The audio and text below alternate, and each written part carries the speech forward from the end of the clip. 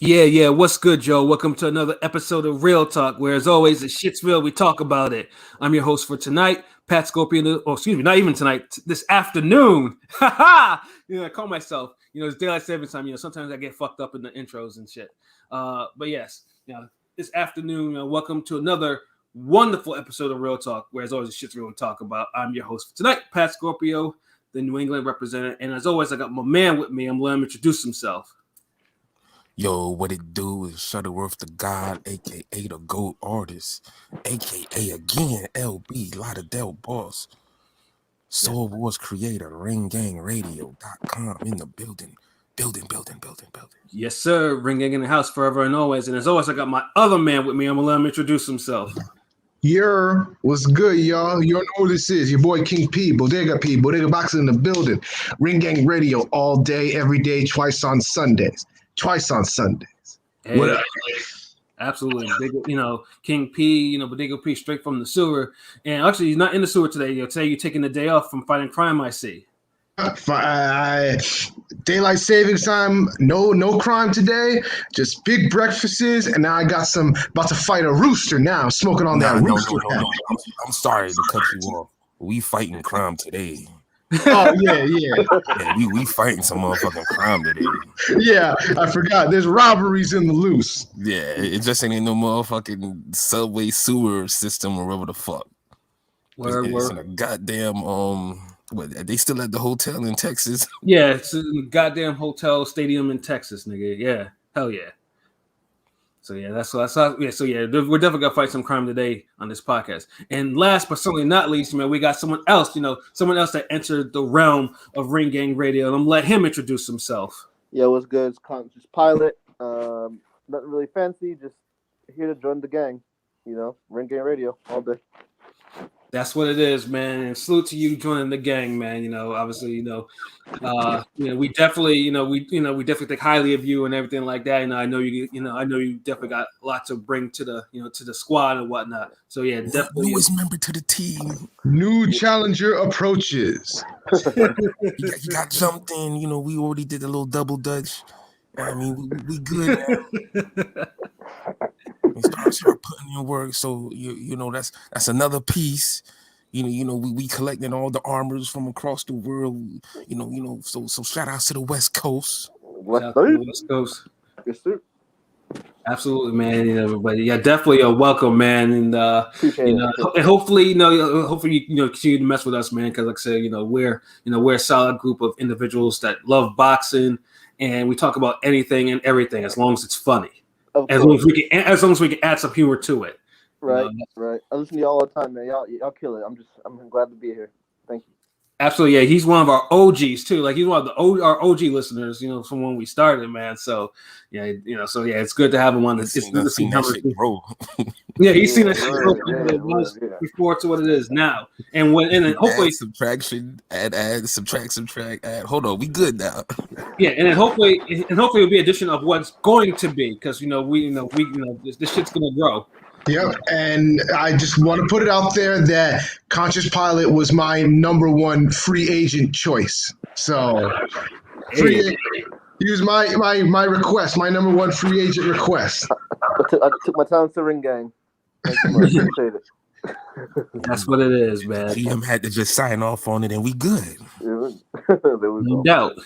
So yes, let's get into this because we got plenty to talk about today, and we're gonna start off by talking about the recap of the wonderful Matchroom boxing card from last night that was live on DAZN. And I gotta do that because I just had to feel the need to do that.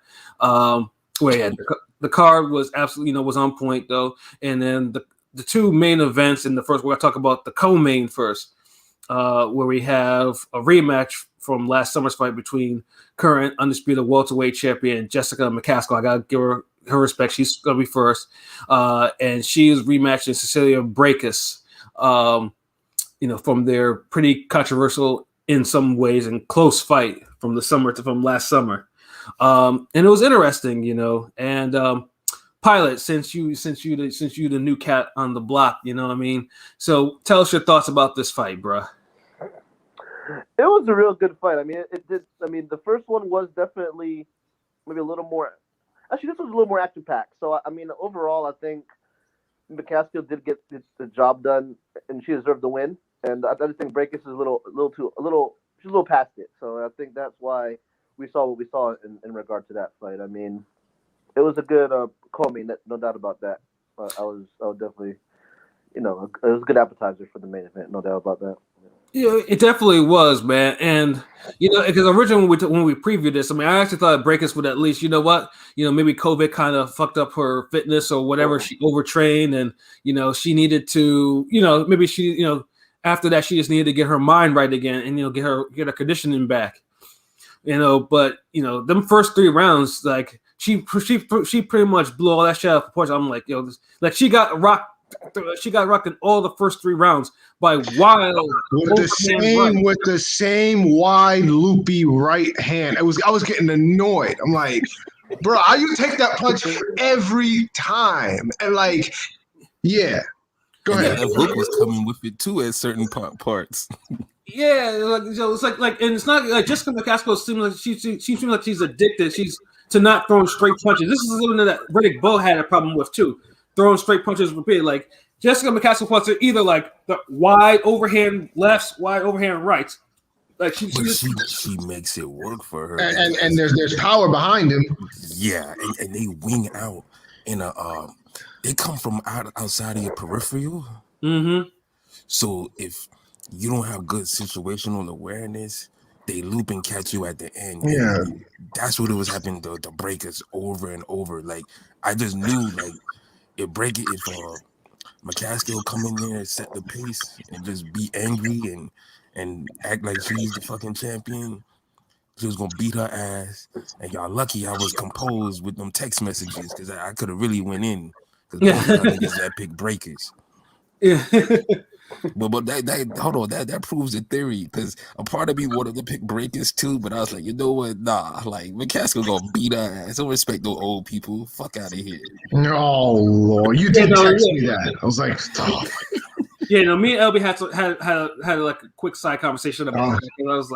I was like, yo, she's like every single time McCaskill landed one of them crazy overhand rights, you can see Breakus like start moonwalking, staggering and shit.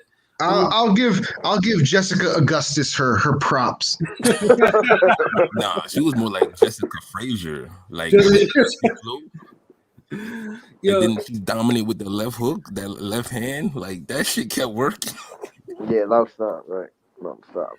Yeah, I was like, man, like Breakus is really past it. Like, how you? I mean, like I was like, for someone who, I mean, I guess she has a straight up European style, and for some reason, and we're seeing this obviously with Mexican fighters too, when they're facing like a lot of the European styles, like when they face someone that's really unorthodox, their style whole falls to pieces sometimes. Like it's not even the unorthodox; it's the aggressiveness with the unorthodox. Because McCaskill isn't that unorthodox. Like honestly, like people acting like she's on some like weird shit. Like she just I don't know. She's pretty unorthodox, all things considered. Nah, not even fucking watch boxing. Like all I'm seeing is a Montel Griffin, Joe Frazier hybrid. Damn, nigga, that's a wild. Yeah, I was gonna say, you lost me there. Yeah, okay, look, I'm gonna explain it. You see how Montel Griffin stays and gets low, and he kind of hits you from that position with those overhands, and punching down. Yeah, because he was short for a light heavy. That's the thing. He was kind of small for a light heavyweight. Yeah, but the thing is, he went. But the thing is, you went harder with it just being low. He was already short, but he made it work for him an extra step. Mm-hmm. McCaskill just going low. She got a little rhythm. Like, I don't see how it's so fucking crazy. Like, she's not doing nothing that's like crazy, like unique. Like, no, she isn't. That's what I'm saying. Like, motherfuckers is acting like she's damn like turning into an octopus. Like, what the fuck? Like, well, I mean, but the thing is just though, because we think so highly of Breakus' boxing ability, because we've watched more than more than enough Breakus fights to know that she shouldn't be getting hit with silly shit like she was in that fight. Like she was getting hit with it repeatedly. Like she wanted to. I mean, look, she wasn't trying to be first. Yeah. All she barely got back into the fight at the end. Yeah, and then all this talk about she was like, I'm gonna knock her out, but yet at like that right, she kept pushing her punch every time, just pushing that right hand, like not doing anything with it. I'm like, am I what did Breakus and Kell Brooks switch bodies? Like, I need to know this. Yeah, she pushes the right hand too much, and like a lot of times she would land a few clean ones, but McCaskill just was on her, and when she would turn, McCaskill turned right with her, throw that overhand, like it was just a lesson in aggression and pressure. Like that's all it was. And I think, and the reason why, because they mentioned too that McCaskill didn't spar with no women in her camp. It was all men. So there you go, folks. That's the difference. Yeah. So yeah, because McCaskill was on some grimy fuck it, I'm taking it to you type shit. Whereas she was relentless. She definitely was relentless. Yeah, that was. I didn't expect all the energy she had from like 1 to 12. Basically, she pitched herself well though. And she seemed like she was kept at it more than anything. Yeah, I mean, but there was a point where McCaskill did eventually get too sloppy for her own good, and then like piece of she gassed. She gassed after like the 6th. Right, and that's how Breakus got back into the fight, But then she still closed out strong. Like I feel like she got a second win. I mean, it's like a damn near like almost a mirror of the first fight, except the scores were I think a little bit more generous in the second fight. Because both looked like they was in better shape this time. Yeah, and the thing is, and you saw how Breakus looked good. Like she looked on point, like the biceps, arms. So I could understand, and and she had this whole confidence and just looking down on McCaskill like, look, if I take you serious, you ain't shit. Word. Well, guess what? She took her serious. Yeah, she did. And then and I think it was only in the 12th, not 12th round, 10th round, because 10-round fights. That's where where we actually saw Breakus knew that she tried to put something together, try to get her up out of there. But McCaskill, she weathered that storm though impressively. Yeah, can we add an extra 2 rounds to the female? Like that's ridiculous. A title fight being 10 rounds. Like we shouldn't. They said 11 rounds. Like, we shouldn't have both. Difference. We shouldn't have both 10 rounds and 2 minutes. Pick one. Either do 3-minute rounds or do 12-minute, or do 12 rounds. Pick one. Yeah, facts. I definitely agree with that. Like I almost felt like we was around it too from seeing it, getting real closure from the fight, but. And honestly, too, like I honestly think because just for the fact that McCaskill, was rocking her early, I was like, if those rounds were like 3-minute rounds, she probably could have actually gotten Breakus out of there in one of those first 3 rounds. Yeah, if it was a 3-minute round instead of because every time all night with him though. Mm-hmm. Like there was one point like Breakus sounded like she wanted to quit. Like yeah, when you heard Sanchez telling her like, look, like da da da da da, like you gotta aim right here, this that that, and I'm like that's really not that really is not a good, like Rick Ramos was like 100% on point when he said that's not a good fit between those two, Sanchez and Breakus. Like she should have stayed with Banks because Abel is a terrible fit for her. Yeah, Abel's a terrible fit for a lot of people. I'm sorry, like ever since the Triple G lost to Canelo, which most of us think it really shouldn't be. Like, dude's other fighters have just been getting annihilated on national TV, bro. Like, they've been getting beat the fuck down. Like, it's like they're not regular losses either. They're like beat the fuck down. Yeah. And it's like, why do Abel at one time, it might be just like, Abel might just be remembered for him and just might be for Triple G, but like I say, because I don't see any reason why a fighter would actually go. Oh, wait a minute! Now that I think about it, oh shit, I forgot. Jonathan Banks is Triple G's trainer. They swap trainers.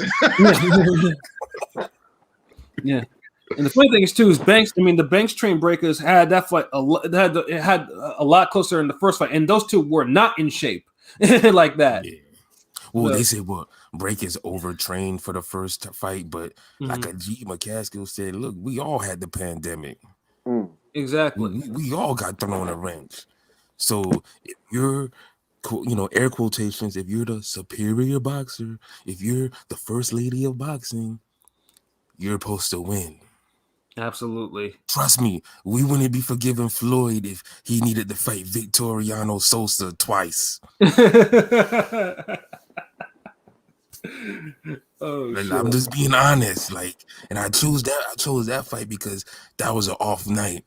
But dude was giving it to Floyd for them first 4 rounds. He was, and I mean, obviously, it's not mentioned. It's not a fight that's mentioned often, for fights that Floyd had, has a little difficulty in, but but for someone at that level, it stands out. That's why I say it's more of an off night because he still won clearly, but that's how Breakers should have really approached this. Like, yo, the first fight was off night. I got the style for her, implement it. Like, be first with the jab, push her back. She was in shape. It's just she got 2 shell shocks. She couldn't put a hold on McCaskill's aggression. Like, she needed that Devin Alexander Maidana game plan. Like, yeah, couldn't hurt her. Couldn't. Like, she didn't go to the body all that much. I was like, she was there for her. Like, the body was open. Yeah, it's like, take some wind out of them sails, like, but she kept on throwing, and that's why I mentioned before about that European style. Like, she was just. I think she was expecting, look, I'm gonna hit you with a jab, and you hit me with a jab, and we're gonna be womanly about it. You know what I mean? So that's how it felt like to me. Like, she didn't know how to get her, to take it to the next level in terms of her aggression. Like, she didn't feel like she wanted that. She fought like, turn that to no chick who fighting somebody who was homeless. Yeah. when you used to be homeless, like, everything goes out to be like you fighting for like the last fucking fighting for the last supper. Yeah. Well, what she said, being homeless is hard. Like, being punched in the face is easier than being homeless. Yeah, it's like, I mean, and that's the type of mentality. That's a champion's mentality. Because once you live that type of lifestyle, you can't go back to that. So all you know how to do is to win. I had to pick her. Yeah.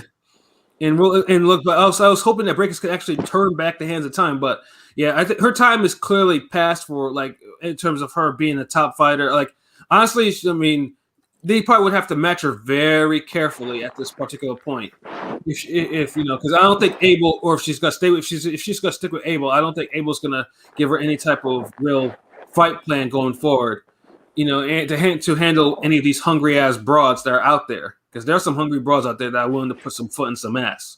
You know what I mean? So she says she wants to keep going on. So yeah, she says she's gonna go on a vacation and she's gonna be back in the gym after her vacation. I'm like, good luck to you. Yeah, good luck with that. Yeah, but definitely got Sanchez on a vacation. Yeah, honestly, Abel's probably made more than enough money. Like, someone else in his gym should take over. Like, he should just take these, retire or whatever. Like, because like I said, I mean, his fighters right now, his reputation. I don't think I've ever seen a trainer's reputation go down so fast. Someone from like his. Honestly, I can't think of any trainer. Yeah, I'm trying to. We should have trainer. Oh, I'm sorry. What you was about to say? I was going to say, I mean, the Norris twins incident should have told us all we needed to know. Yeah, yeah. I mean, of course, those were Abel's first fighters, and I believe for their first champions too. Like he let the Norris, well, they're not twins really. I think brothers. Yeah, brothers. Yeah, no, he used to they used to let them spar each other, and they used to, from all accounts of purpose, they used to beat the shit out of each other in sparring, which is the reason why Terry Norris expired so early. Yeah, because you can't spar like that. And then not no fucking heavyweight. Yeah, especially a fucking. I was gonna say more the chin. I mean, if you're gonna spar like that, you better be like James Toney and have an iron chin. Yeah, have iron defense. And iron defense too, which But and that's the reason why, like, Norris, as much as Norris was amazing in his prime, but when Norris fell, he fell just like that because it accumulated. And Abel was in the middle of that.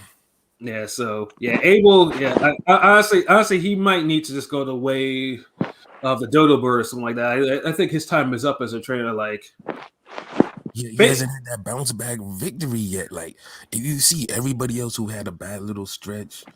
I remember Bradley's trainer, Joel Diaz. Yeah. Joel Diaz. Like, him and Bradley fell out, and I think Joel Diaz is a good trainer, solid, but Yeah. He found this little niche with these prospects, and he been taking them to the next level, and he bounced back. He's been doing good. Let me see what what's his name? Manny Robles. Yes, Andy Ruiz trainer. Yeah. I don't. He came back already, right? I believe so. Yeah. So everybody getting out of it, even fucking Joshua trainer. Yeah, so yeah, but yeah, his is just like he's been taking L's for at least a good 3 years, maybe give or take, in his high profile fights. At least 3 years. So it maybe just think like maybe it's something else. Karma. What was that? I said karma. Maybe it's karma. Yeah, karma. Yeah, I mean that's what we said earlier, but you know, we just had to pause it for a little bit, so you know, so people listening be like, nah, y'all niggas hating, but you know what? Maybe it is karma. Yeah, no, but it's a shame too. But I mean, hey, you know, sometimes you know his legacy is already set in stone, and it's not going to be a good one too. Like, but hey, I mean, that's the way the cookie crumbles sometimes. if you take the peaks from Golovkin and the Norris brothers, his history, he'll go down as a guy who was a solid, good trainer, but I don't think more than solid. Like we're not gonna look at him at like fucking overrated, like, honestly. Fucking overrated. Yeah, like I'll be that guy and say. I mean, probably. I was trying to say nice. I was trying to say mid in a nice way. I mean, and I'm pretty sure Pilot probably agrees the same too, right? Yeah, I'm rocking with y'all, definitely, no doubt. Yeah. Yeah, like, cause he's like 3 notches or levels below the guys like Emmanuel Stewart, Eddie Futches, even the Freddie Roaches. Freddie Roaches, especially. But then it's like, or even Robert Garcia too. He's not. He's like 3 or 4. Like he's like 3 notches away from them. But then he's not even on the level of like the Kevin Cunninghams. Yeah. Or let's see, or Ronnie Shields, or Ronnie Shields, yeah, or Derek James, even not even Derek James. Derek James, not even Derek James. Yeah. So Abel's in a bit of a pickle right now. So he's not I mean he's not effective. So fighters should Tommy Pickles right now. They like Rugrat status. It's almost at the beginning. Yeah, like they roll on the dice. Like if they go to him, they're literally rolling the dice on their careers going to him now. But, yeah. But McCaskill though, like I said, on point. She won. This one was a lot clearer than the first one for sure. Hell of a lot clearer. Like damn near ain't give more break his rounds. Yeah. They was treat that shit like a sweep. Like I think she won like maybe 2 rounds. Yeah, and the other one, and remember, Breakers had a point deducted because she was holding so damn much because she didn't. Like I said, that's the only thing she could do with the aggression. But the other card, like one card was a sweep, the other one was she won 1, and the other one she won 2. But yeah. Yeah, that sounds about right. Yeah, it was a good fight. It was a good little warm up. She got options. Yeah, I think the Kay Taylor with Kay Taylor 2 is next. And another thing, dude, Kay Taylor, she's Irish. She's also another European fighter. But for whatever reason, Kay Taylor, I think, is the more new age one. Like she actually lets her hands go, and like she fights like a dude. Like let's be honest, like Katie Taylor fights like a prospect dude that's gonna do the fast twitch, quick combos, dude, little stylish hands. Yeah, but I mean, and I think too in that fight too. I mean, Taylor pretty much was put a beating on her too. Funny thing is too that Taylor had the same issue that Breakers had in that fight with the holding, and she also got a point deducted in that fight. I remember for holding because they can't handle. They don't have, first of all, they don't have a man strength to handle McCaskill in the clinch. So if they don't pop her first on the way in, and if they don't move out. And she falls in there and starts, banging away. They don't have nothing to do. Like shit. Honestly, if they fight again and they do it at 147, shit, McCaskill might take that. Yeah, and I took because Taylor doesn't seem like she improved. She didn't improve with that at all. She couldn't handle Pursuit. Imagine if that's McCaskill. You know, because Pursuit was like slow with it.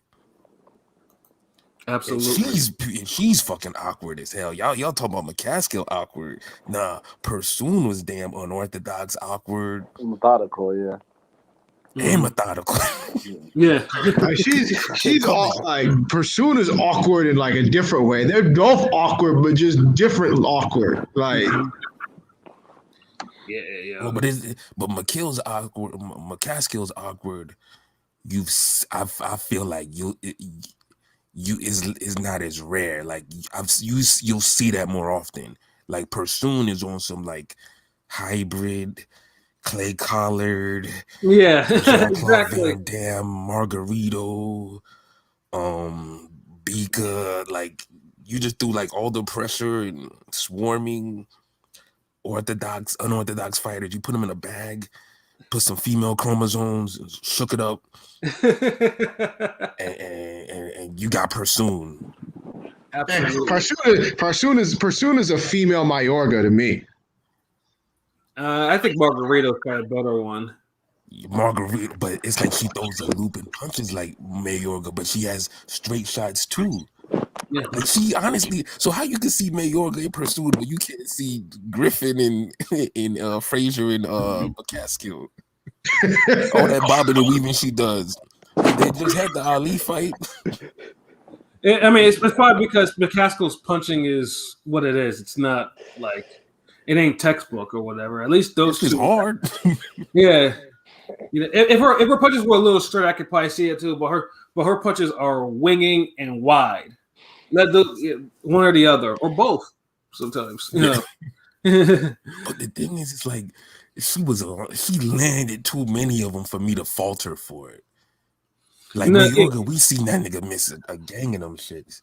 Yeah, no, absolutely, yeah. So I mean, if it works for her, it works. But I just hope that she doesn't get punished for that eventually, because you just never. Because usually someone who punches that fucking wide, someone will eventually figure her out. Like, I mean, she has 2 losses, so I mean, like she doesn't, you know. But someone will figure her out. So they just gotta stymie her approach. Like, if you don't back McCaskill up or hit her first before she comes in, you're gonna lose or you're gonna struggle with her. Absolutely. No, but yeah, it was a damn good fight or whatever, and it was definitely a good warm up for the main event. Yes, you know, almost 9 years in the making. You know, Ramon Chocolatito Gonzalez versus Juan Francisco Estrada 2. You know, this time obviously that's higher stakes. We got the WBC, WBA, and lineal super flyweight titles on the line, as well as the ring belt too, I guess.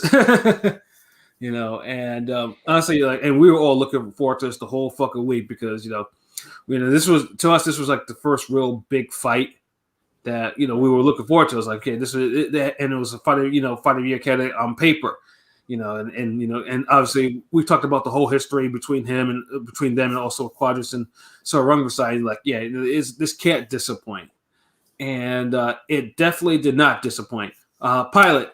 Man, share us your thoughts on that fight, bro. I'm not going to say robbery, but Chocolatito definitely. I lean toward Chocolatito. I mean, it was a great fight. There was no doubt about that. Early candidate fight of the year.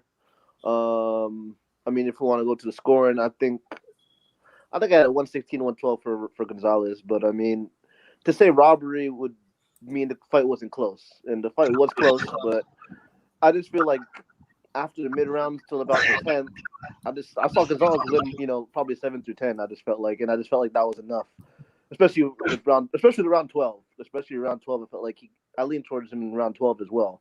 I mean, Estrada did come back in 11, and I think he won that one. But ultimately, I just think Gonzalez. I mean, 115, 113, but I don't know. I think Gonzalez I won't say he got hold, but he definitely should have got that dub, in my opinion. Oh yeah, and honestly, I actually thought that sounds like you just described the robbery though. So yeah, okay. So can I interject now? Oh, sir, be my guest. Yes. It was a fucking robbery. I don't because let's be honest. I'm gonna be completely 100% honest. I watched it again this morning, and I struggled to find more than 5 rounds to give Estrada where I was like, maybe like I have to like fucking Dawson fucking stretch to give him more than 6 rounds. And one judge gave him 7 rounds. The other one gave him fucking 9 rounds. Not only did he give him 9 rounds, he gave him Estrada the first 3 rounds and gave him the last 5. 5 rounds, yeah. So he's already come. That is a robbery in and of itself because he's basically down before it even began. Like he's already got to dig himself out of a hole. Yeah, like there was definitely no. Then, okay, well, let me just dig a deeper hole when we get near. Like that is ridiculous. Yeah, there was definitely no Estrada. Like, I mean, there was definitely no 5 rounds in a row, especially in the last 5 rounds for Estrada. It definitely was not there. Like the 12th round was the easiest round to score. Fucking Estrada's head was getting pushed back like a fucking. His head was getting pushed back like a JFK Pez dispenser. Like, come on now. Yeah, it was wild too. It's just like because Estrada looked like I mean that was the one round he really needed, and it looked like Chocolatito was able to summon up that one last great effort to win that round. But that judge was just like he had his blinders on. He was like he probably pre-filled that round before anything else, and he was just chilling over there. He was like, "Leave me the fuck alone." Pat scorecards in a Danny Garcia fight. Nigga, shut up. Them shit's just like 8-zip going into the 9th. Yo, whatever, nigga. Oh man, man, like this might be one of those where I'm just like, King P, handle my lightweight. Like, like I'm just so utterly like disappointed and disgusted by the nearsightedness or no sightedness of the fucking judge who gave dude 9 rounds. Yeah, like 117, 111 is wild. I was like, I heard that. I was like, wait a minute. I was like, whoa. That's a little bit too wild. Like there was no 117, 111 from either fighter in that fight. Like none. Oh yeah, no. So it was just like 116, 112 is like the widest it could be. That's what I had. Yeah. Gonzalez. Yeah. I couldn't even give you honestly, a robbery would have been a draw, but I could have low key kind of said, you know what? I would have rolled my eyes and exhaled and all that, but I could have just been like, all right, okay, that fight was so good. Maybe a draw is just better for the sport. Who knows? And I don't even like saying shit like that. But no, that's not your nature, bro. It's not. But just with everything that was going on that day, you know what I'm saying. So yeah, I could feel it. But this was even like way worse. It's like they took that energy and was like, you know what? Fuck it, we could finesse. Yeah. Let's go ahead and do it. Yes. like, look, this is Estrada going in. He was the favorite, slight favorite, but he was definitely the fucking favorite. He was the younger guy. He was the allegedly fresher guy. He was the bigger guy. He looked like to be the stronger guy. Less accomplished, but pound for pound top 10 either way. Definitely. Chocolatito was like maybe a fringe pound for pound top 10, like top 15. And no, go ahead. Sorry, my bad. Oh no, I'm just saying. I think that's an accurate assessment. Like you're looking at a guy, 2 of the top 15 guys in the world, maybe number 7 or 6 or 8 going against number 12 in an anticipated rematch. So fight starts out. Chocolatito play a little possum, almost like he was almost like it felt like he was tipping us off to the second Soran Visay fight. Right. He just had this fuck it, I'm here, But then it's like in the second round, it's like a switch went off. He started beating damn Estrada's ass, and it carried over to the next round. It got to one point where I thought he was gonna stop Estrada. I was like, shit, and then from there, you had momentum pulls, ebb and flows. but Chocolatito just controlled the majority of the fight. He controlled the majority of the minutes of the round. He just controlled the tempo like it was ring generalship personified. Yeah, he did have his he did kind of gas a little bit, and that's where Estrada did. Estrada did have had more of his moments. I mean, he still had some good moments in the first couple of rounds, though. Regardless, and also the mid round when Gonzalez's pitcher kind of gassed him out a little bit. Yeah, because Estrada was going to the body good, and he was landing on Chocolatito. And Chocolatito's, he's older. He had way more fights, way more wars. Mm-hmm. But you can see, some of those punches affected him. You can see more, as opposed to Estrada. Even though I think Gonzalez put in more work, some of the shots Gonzalez took, kind of made you think, oh, yeah, this guy's definitely got some wear and tear on him. Just how he was kind of reacting to some of those hits. Yeah, but Estrada is sharp. That's what was lost in the whole thing was although they were throwing, there was a lot of high speed boxing. Not on the violent level, like let's say Inoue and Donaire type of violent, but it was it was pretty good. It wasn't like they were. It wasn't like they were letting complete phase on each other repeatedly. There was a lot of pairing, a lot of slipping. There was a lot of high speed traps that were being set in those exchanges. And you saw elite back foot boxing. Mm-hmm. You saw elite pressure fighting. It looks like elite pressure fighting won, really. It did. Again. I'm hearing that the Mr. 117, 111 judge has been suspended. That's the rumor going around. Yeah, they need to be fired, investigated. I need the Paul Williams Laura type of action going on. They probably need to drug test him and see what he was. See if he had. I don't even want to blame drugs on that. If he was on some drug, I'm so pissed. Y'all niggas need to go for the cartel. Whoever got him that shit. It don't stop with him. Whoever did all that shit fucked up everything. Yeah, investigate, see either he took a bribe or he was, or he was threatened or his life was threatened, something like that, he could have kept the fuckery close if he just wanted to give the fight 150, 113, but 117, 111 means that, he was trying to satisfy some sort of bet going on. Yeah, you can't be that incompetent. You can't be that fucking blind. Matter of fact, you don't deserve both your eyes. You just had one of your eyes need to be missing after this shit. Honestly, I'm so serious. It's come to the time where we have to put these judges accountable. Too many people careers is being fucked over. Now I know people, regular everyday employees get fucked over all the time. Mm-hmm. But then imagine you're a regular employee and you do boxing on the side and you get to a main event on ESPN or Showtime and then you win, or you truthfully win, but you get fucked off the cards. Absolutely, just fucking you twice. Yeah, like an old school example with James Toney and Dave Tiberi. And everyone, including myself, and I'm a Toney fan, thought James Toney lost that fight. Yeah, handily, but outworked. Yeah, but Tony got the decision, and Tiberi never fought again after that, just off principle. And then also another person who we're talking about later in the broadcast had a similar thing going on, which we'll definitely bring up. I don't know what, just to explain it to people real quick.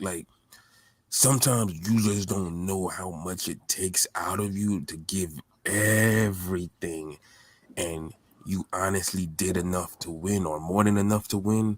Mm-hmm. And it's not just in boxing, just in life in general. Anything, shit, you could be fucking drowning and you get saved at the last moment. I'm just saying, you do all of that and then you deny the satisfaction of winning. It just does something to you. Yeah, no, it's messed up. For the fighters, it can either be. Some fighters can take it, a little bit. Some fighters eventually, if they do it too much time, either they'll kill the love for the sport, or they, or starts their dissension into Jobberville.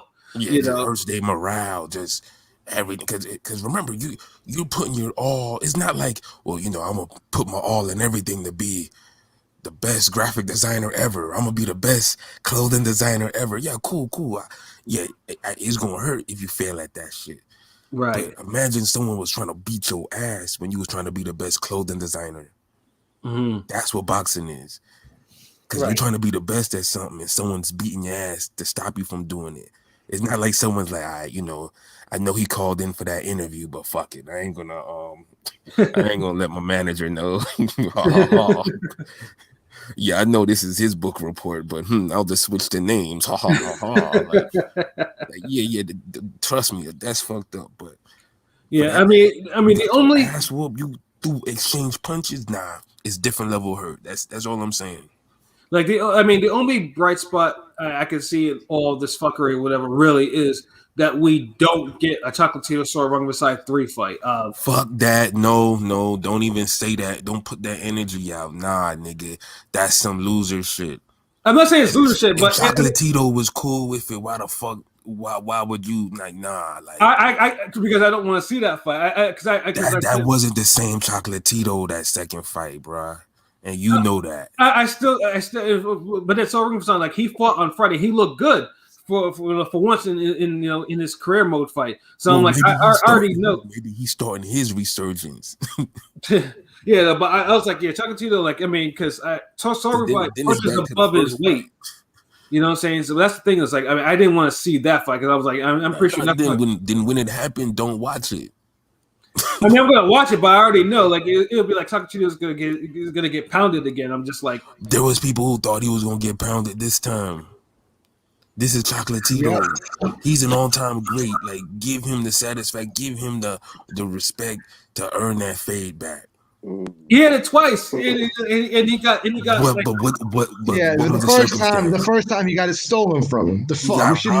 We should have never had the rematch. He got robbed. So this time it's a whole different energy going into the third fight. And now it's like history be fucking us over with some Chocolatito. I don't know what it is.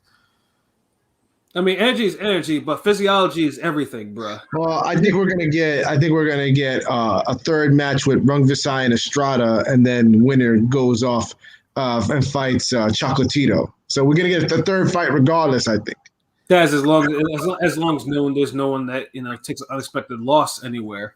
True. I don't even care at this point. Like it's like you don't ruin like 2 of the fights of this series. And it's like the person, like, they're trying to make it seem like chocolate, like there's always gonna be, when you're dealing with kings and gods and like whatever the fuck, there's always gonna be one that's elevated higher than the rest. And it just seems like the powers that be don't want that to be Chocolatito when he clearly is. Just like with the original 4 kings, like they all great, they all legends matched up. Absolutely. But low key, Sugar Ray Leonard is maybe a little bit more revered than the rest. Absolutely. And that's saying something. Yeah. And he does that without having to play the villain either, which is even more crazy. Exactly. But he's the villain in a different way because he's the villain on some, yeah, I'm the baddest in the school and the girls love me Cobra Kai type shit. He's not no fucking Margarito. Yes, I shall break you, chase you around the ring till you cry. calling them faggots. So is it different? So and that's the thing. Chocolatito, he's really the all-time great of these kings, and he's the one that stands the highest. But the way they're trying to fuck it up and make it seem like they're all equal in some type of fucked up way. And well, I mean, in this case now, Estrada's the first one to actually get the win of the actual 3 of all 3 officially. And he was been and he doesn't even deserve it. Yeah, so and that's my thing is like they fucking reached their hands in the fucking stars, moved the constellations, and said, you know what?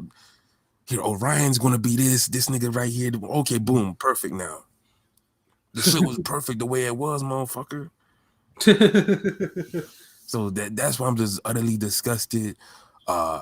Estrada fought good, but he needed to be first more and stand his ground.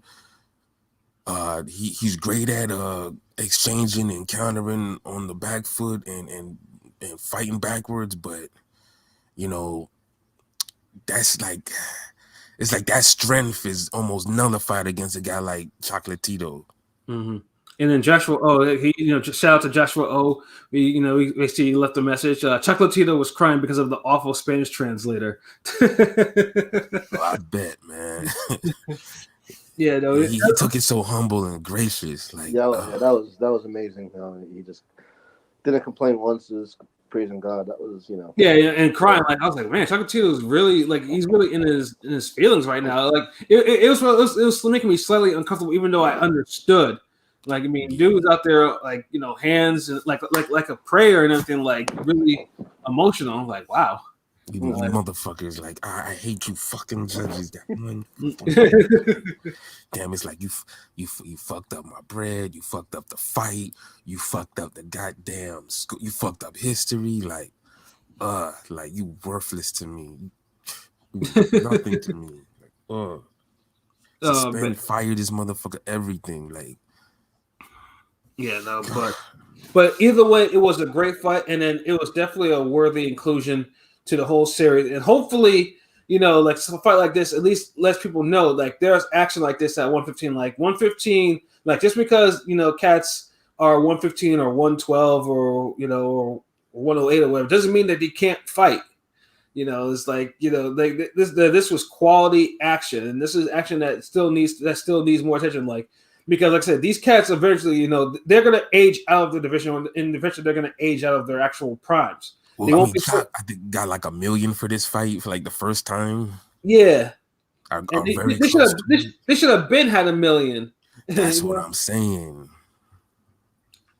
You know what I'm saying? So, and then also that's why I like that. That's one of the reasons why I fuck with DAZN so much, because DAZN actually shows some of the boxing that doesn't get enough attention on the American stations.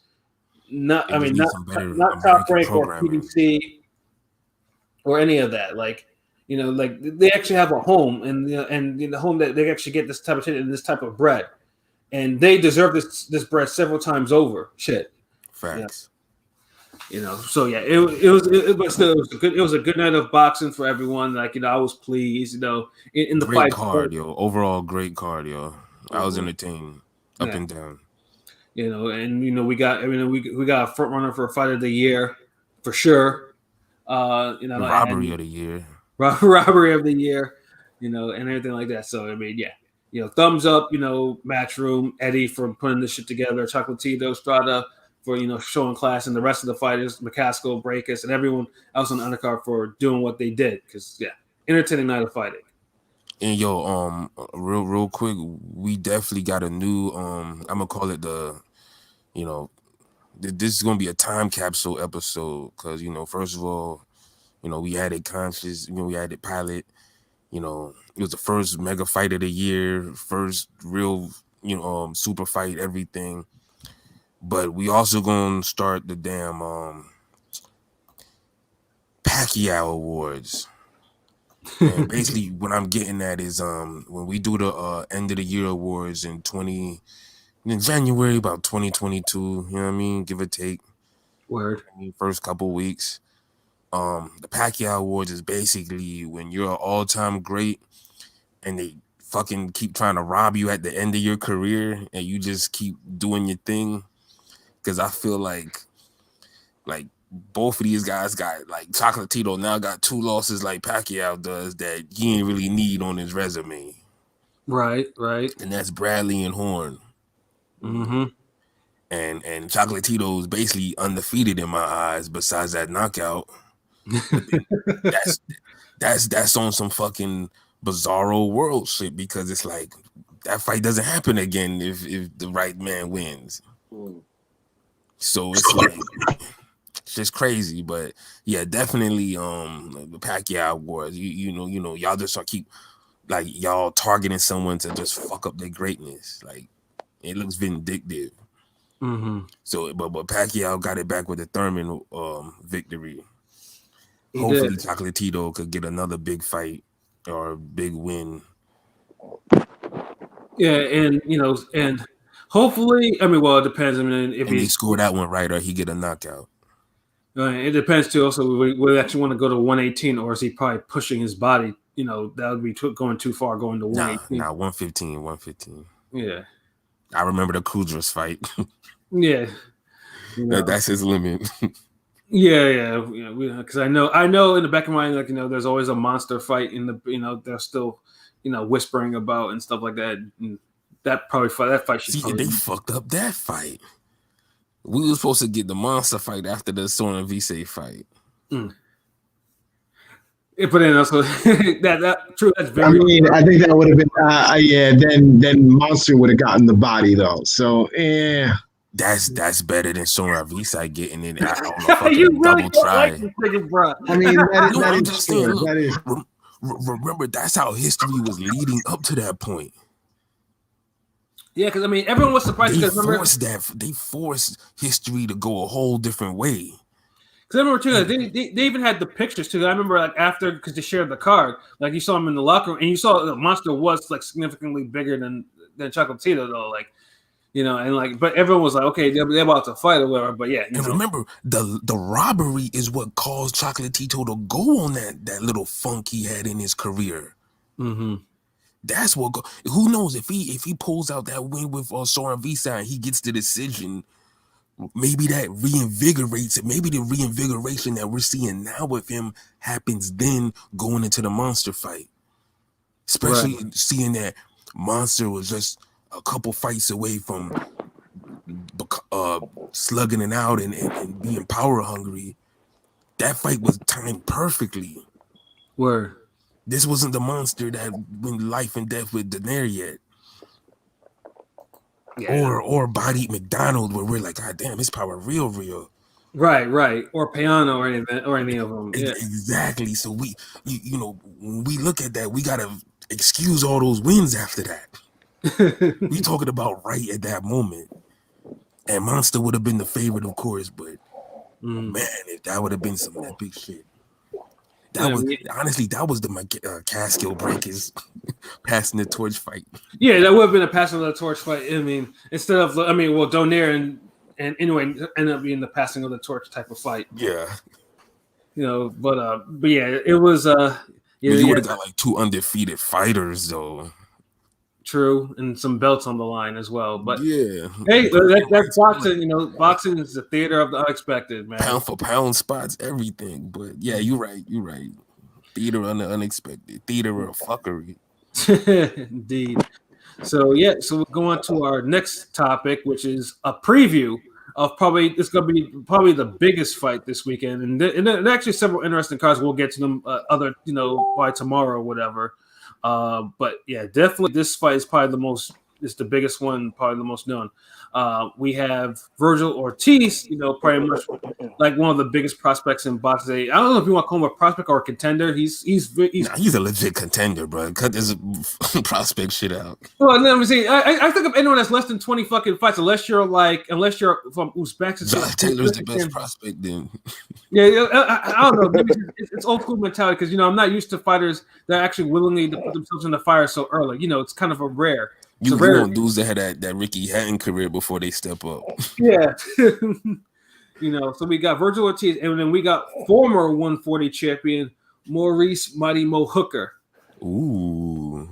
And this one is just like, first of all, this fight came out. I was like, man, like I didn't even think, because Hooker, we all thought he had signed with PBC. Because because we got in this case because the Hooker Regis Prograis fight from summer fell apart when it could have been revived after COVID because of a whole bunch of weight. This should be 144. No, this should be 146. Nah, it should be 145. Yeah, 145. Like I was like, nigga, just make this shit 147 and fight. God damn it! Like dude, low key, it just feel like Prograis ain't want to fight.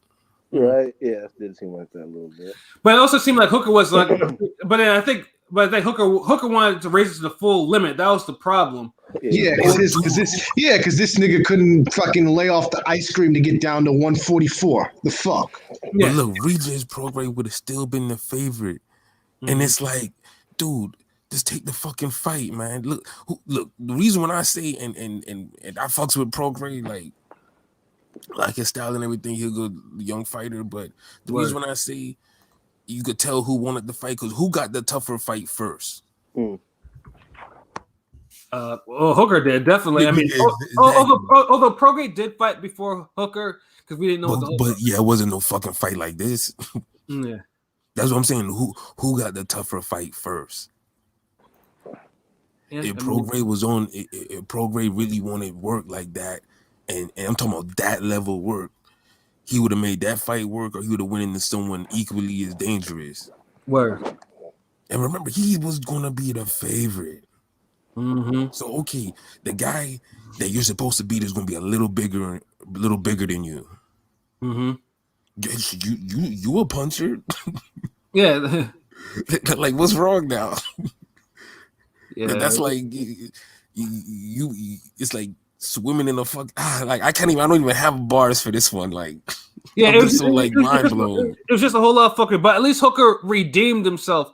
Because we were like, oh, he's on PBC. Oh, well, he's not doing anything. Like now Prograde attaching his name to the Tank and Broner and he said Mario didn't want to fight him, so he just like, oh, now he's fighting on Triller, so yeah, maybe it work out for him. Maybe that's gonna be a good real look, raise his profile. But and we'll definitely talk about that Triller card because a little later in the month or next month or whatever. Hooker just ended up finding a real fight, and maybe this a fight that's more difficult because I don't know, man. Ortiz a fucking beast, like right. Yeah, I think Hooker had a better shot at Prograde, honestly. He probably did, So Pilot, man, tell us your thoughts about this, bro. I think like mentioned with. It's definitely a candidate for maybe a fight. I'm hoping it's a candidate for fight of the year. I mean, I'm thinking the matchup's great. I mean, you got a guy that at 140 who's proved himself at 140. He's came a long way from those generous draws. I'm talking about Hooker. Those draws he got when he got like 3 or 4 of those draws where it was like, okay, you're trying to maintain that zero. But he redeemed himself definitely. Obviously the Ramirez loss kind of etched in my mind, so I just don't see it. I mean, it's going to be a great fight, I feel like, but I can't see Ramirez. I can't see Hooker maybe beating Ortiz. I don't know. I know it's too early to say that for Ortiz. I don't know if you guys want to label him as a prospect, but I think Ortiz is going to get him. Yeah, and you're right about because I think that's. I mean, for as much as leveling up that Hooker did, especially coming from a lot of draws that he probably should have lost. Like that Ramirez fight, like it was, although it was close though. Just the thought of him, bro, was getting his neck snapped all the way the fuck back brutally, like that, and you're thinking to yourself, like, picked him. Yeah, I did, and because most of us are not impressed with Ramirez, we're still not. Styles make fights. It does, and we're thinking that Hooker maybe at least had a right hand for him because because I mean Hooker can't. Dude, Hooker does have a right hand on him. Look, if I pick Ramirez to beat Hooker, Ortiz, I'm picking him to like make KO what 5th round. Because he's like Ramirez on like steroids. Yeah.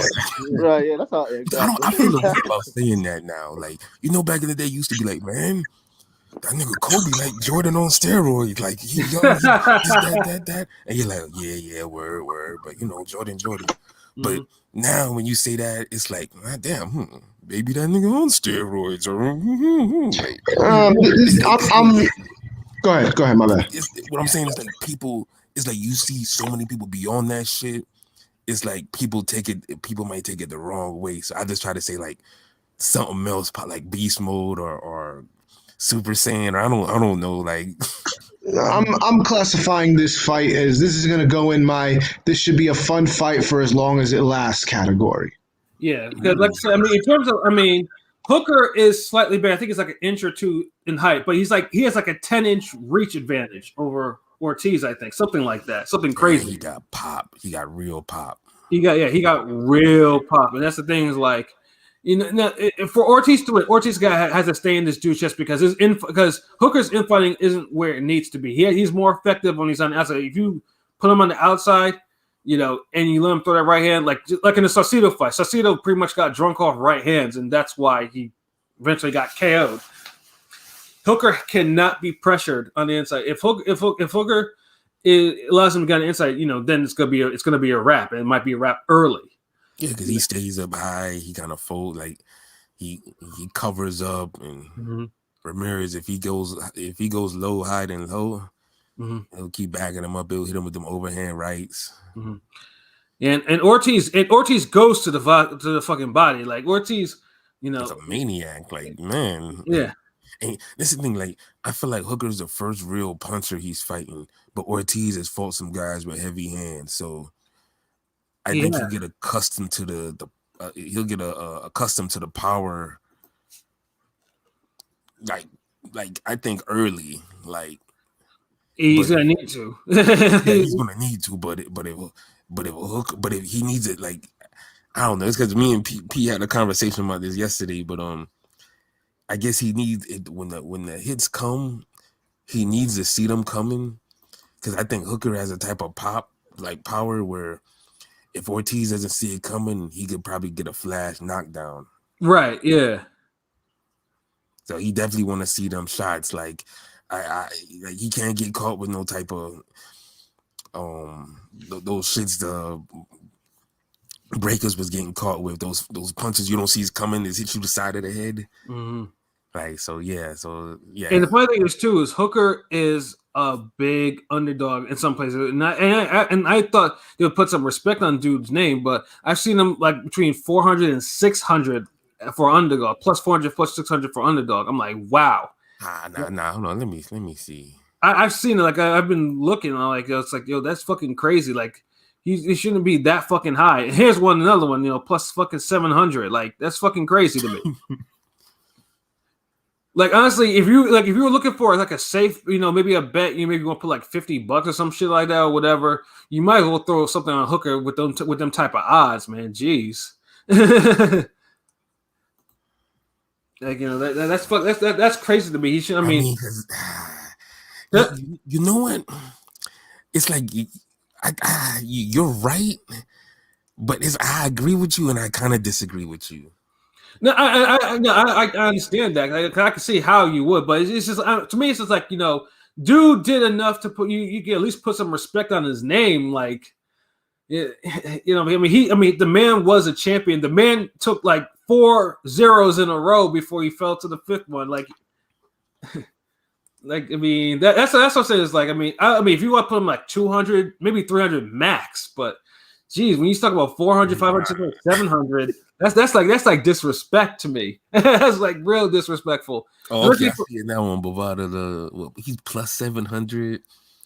Ortiz minus 1200. Yeah, nigga. That's to me. Them odds is like some bullshit. But I understand how you would disagree, because I mean I can see it too. But it's just like, look, man. They looking at the Ramirez fight. Yeah, that's what I'm saying. Like they saw this nigga get bobbleheaded, nigga. So it's like, nah, like this. This ain't no way this nigga's gonna win. Wasn't Angulo looked as the favorite over Cintron? Yeah. And we know why, right? Because Angulo was like the bigger, badder version of damn Margarito. Yeah, exactly. He didn't see what Margarito did to Cintron twice. Yeah, Angulo, came in the ring, wearing them YMCA dog collar chains and shit like that, looking mad. You know what I'm saying? And Cintron was over here crying like he had some emotional problems. I didn't want to say the B word because that's disrespectful, but he was crying and shit like that. And he ends up pulling off a good upset win. Like I was low key impressed for the first 4 rounds. Nigga, I was upset Cintron won that damn fight. I was like, are you fucking kidding me? They said Angulo was sick that fight. Yeah, he was, and he won that shit clear. Like I couldn't even say. I was like, God damn it, this Cintron really outboxed his ass. Like this, he didn't get hurt either. I was like, what is this? I was the thing is, like, he really tested Angulo's chin, because like he dropped a few like bomb right hands back then. I was like, oh shit, like them just was solid. Like, okay. Yeah, I was like, God damn, this nigga had clarity today. Fuck. So I think that's how they looking at it, because that's crazy. Like, I mean, the only fight that's a bigger discrepancy is a Bitter Beef.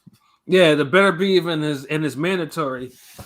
And yeah, Even and even that, Di- even Dylan White fight ain't that far.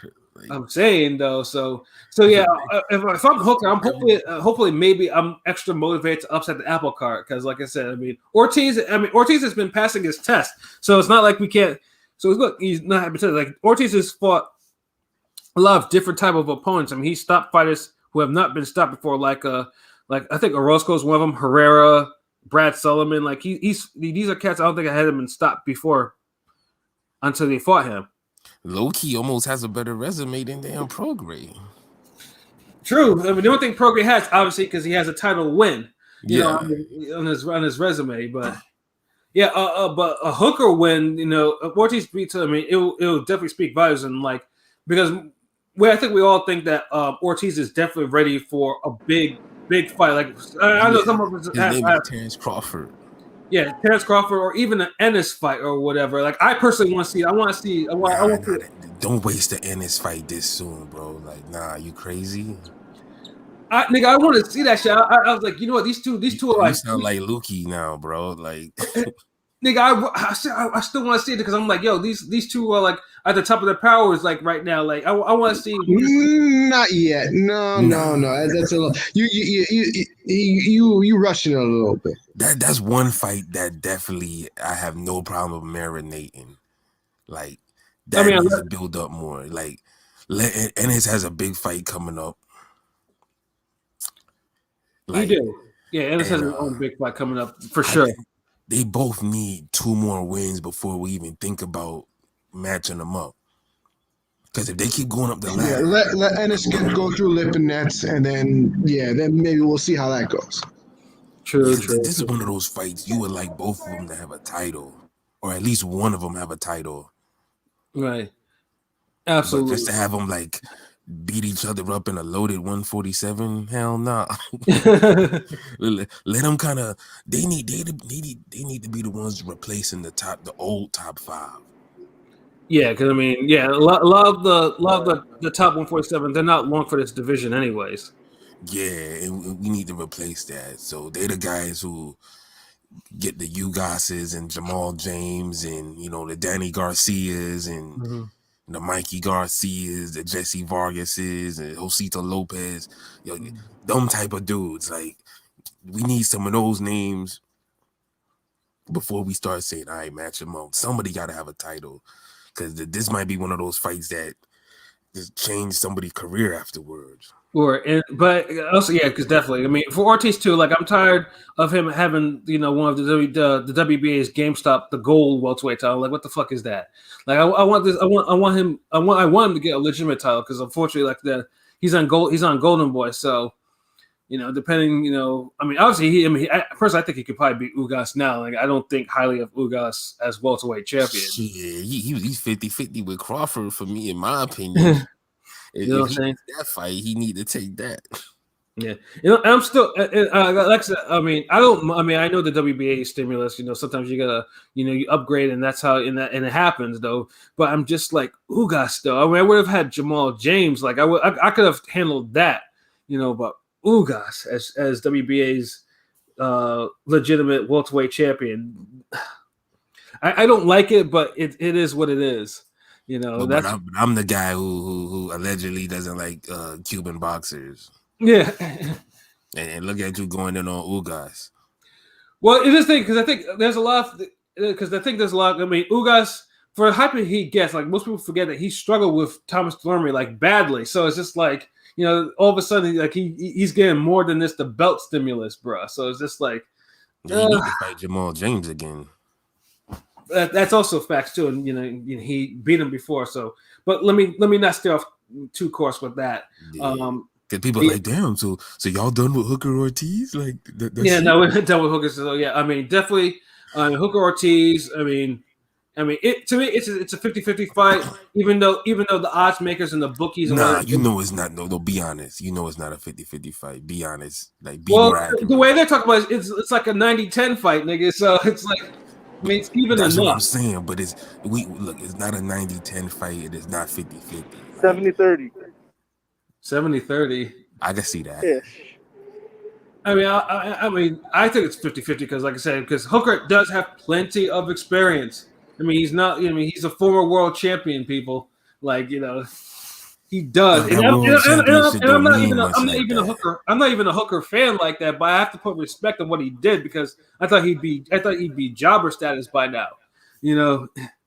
So, but okay, you're not picking Hooker, and then picking him and putting money on him is two different things.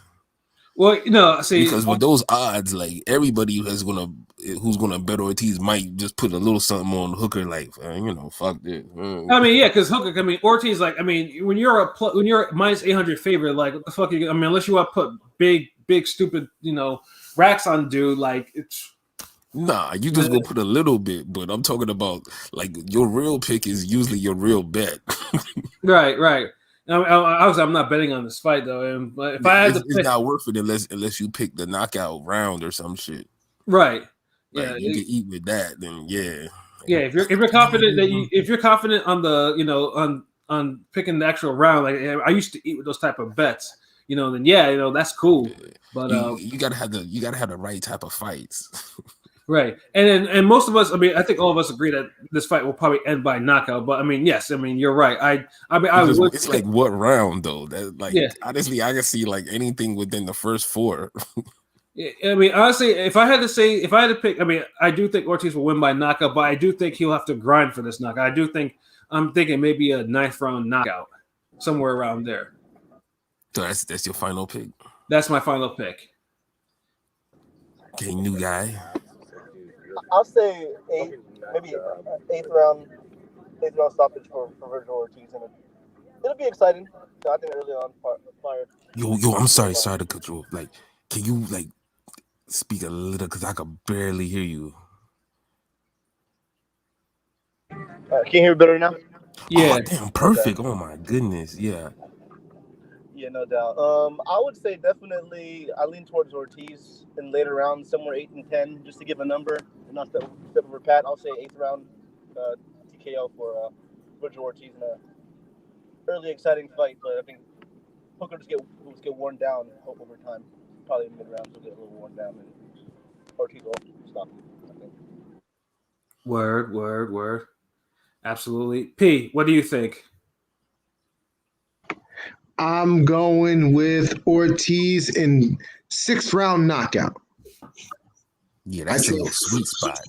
I think he's gonna catch him. I think he's gonna hurt him. And Ortiz is a really good finisher, so he knows. And that's the thing. He's like, if he wasn't the finisher that he was, I'd be like, okay, I give him. I would say it would be later, but I think when he catches him, he's gonna finish him, and it'll be over then. So I'm gonna say 6th round is the sweet spot. It'll be a good fight, back and forth, until Ortiz just gets the hang of him, and then I think he gets on the inside, and I think he just starts putting some hands on him, and then just finishing him off. Yeah. I mean, obviously, when you have 100% KO ratio, you know how to put some dudes away, like that. So definitely, and he's put away some really good guys in a way. So it's like, he definitely has that real power behind his finishes. So yeah, I feel like the sweet spot for this fight for the stoppage is anywhere between round 4 and 6. Mm-hmm. 7 maybe at the latest, but after that you probably think that Hooker probably overachieved. yeah, definitely, or Ortiz hurts his hand on his head or some shit, like or I don't know, wrist problem, but yeah, definitely, like. So yeah, I think a 6 round stoppage is a good one. I might just say 5. How long was the Ramirez fight? What was it, 7 rounds, not 6? It's 6 rounds, I think. God damn! With the law of averages, it should be a 3rd round this time. Then.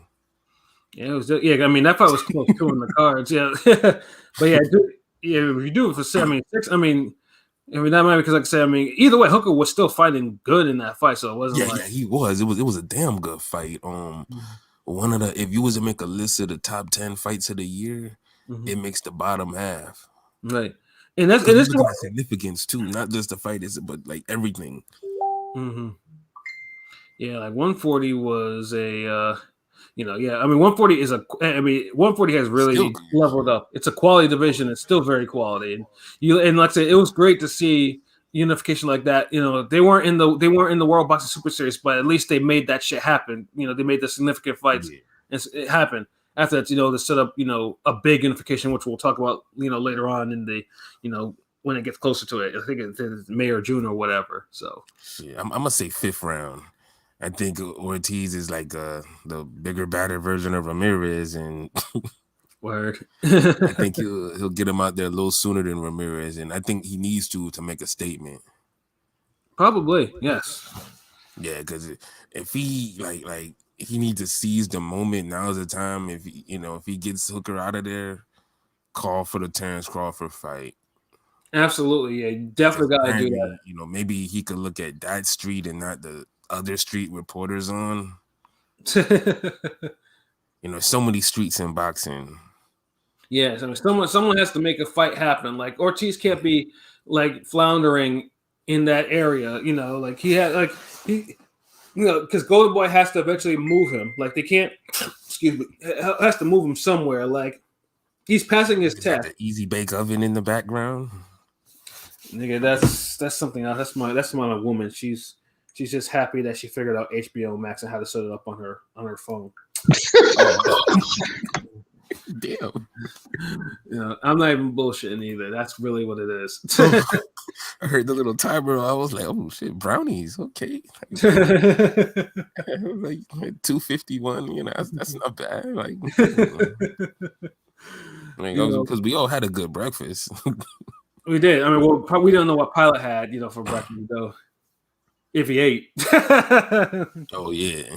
Cause, I mean, we just jumped him in. Like, dude literally rolled out the bed and we're like, podcast, fool, podcast. Check yourself. Boxing right now. But this card though should be good though. Super Bad's on the card too, and yes, you know, and also another one of Golden Boy's top prospects, if you want to call him that, Luis Hernandez, 21-0 with 19 KOs. Yeah, when's Cobb? What's his name? Blair Cobb. Blair Cobb. Actually, Blair, right? Blair the Flair. Blair the Flair, yeah. Yeah, I box wrecked me the other day because I was watching this early on the zone cards. Like usually, you know, it's been a while, but he actually fought last month. I saw, like, I'm pretty sure he fought last. Yeah, month. I don't think. Yeah, he hasn't. He didn't fight last month. He hasn't fought in a year. Oh, in a year, really? Yeah, and that was the fight. And that was the fight he barely won. I read that. Yeah, I was tripped. Yeah. I may have read that 221. Yeah, you're right. Yeah, that was on the Garcia Fonseca card.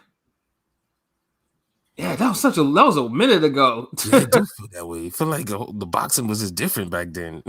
Yeah, I'm saying like, you know, but I mean, hopefully he does show up soon. I mean, he has flaws out the ass, and I'm not gonna lie. And then if you're gonna put Ortiz next after this, if he wins, you know, well, I mean, I don't think Cobbs is the type of fighter that Ortiz is, but it might be entertaining because Cobbs is entertaining. Cobbs is entertaining, like. You know, but he might get destroyed for real though. He might what? He might get destroyed for real though if he fought Ortiz. Yeah, I wouldn't throw him in with Ortiz yet. Like build him up a little bit more. Let him get more active. Yeah, I mean, because like I said, he almost lost his last fight. So, but if you get Ortiz as a champion, like you could definitely play him up as a future opponent. Absolutely. Like promoters gotta, you gotta start thinking ahead. Like people that have those guys floating around in the divisions not doing anything with them. Exactly. And I have the zone, goddammit. I want to see some fights. Make them. You know, Oscar, yeah, you know, you got focus now. You don't got Canelo anymore. Set up your card. Like you started, you know, with the Garcia Campbell card. You know, you got to continue to you got to move your fighters now. Yep. Yeah, so yeah, it should be definitely a good card, you know, entertaining card, you know, Golden Boy for the most part, you know, even if you disagree with how they move their fighters, like they generally do make very entertaining undercards. Damn right, like them shits always move fast unless it's a Ryan Garcia card, because then they try to make him seem like he a superstar and they have all these interviews and shit and word. Yeah, like when Golden Boy give you a solid hardcore boxer fans card, like that shit usually, you know, does the damn thing. Absolutely. It's when they want to get Hollywood is when you're like, Oscar. Yeah, like I said, boxing sometimes wants to be carny. Boxing wants to be wrestling, and you gotta, I mean, yes, there are people who actually, like the aspect of that, and There's some Triller executives that would disagree with you. Facts. What? Fuck that! We're doing the bidding for Ring Gang. Like, what we not selling? No.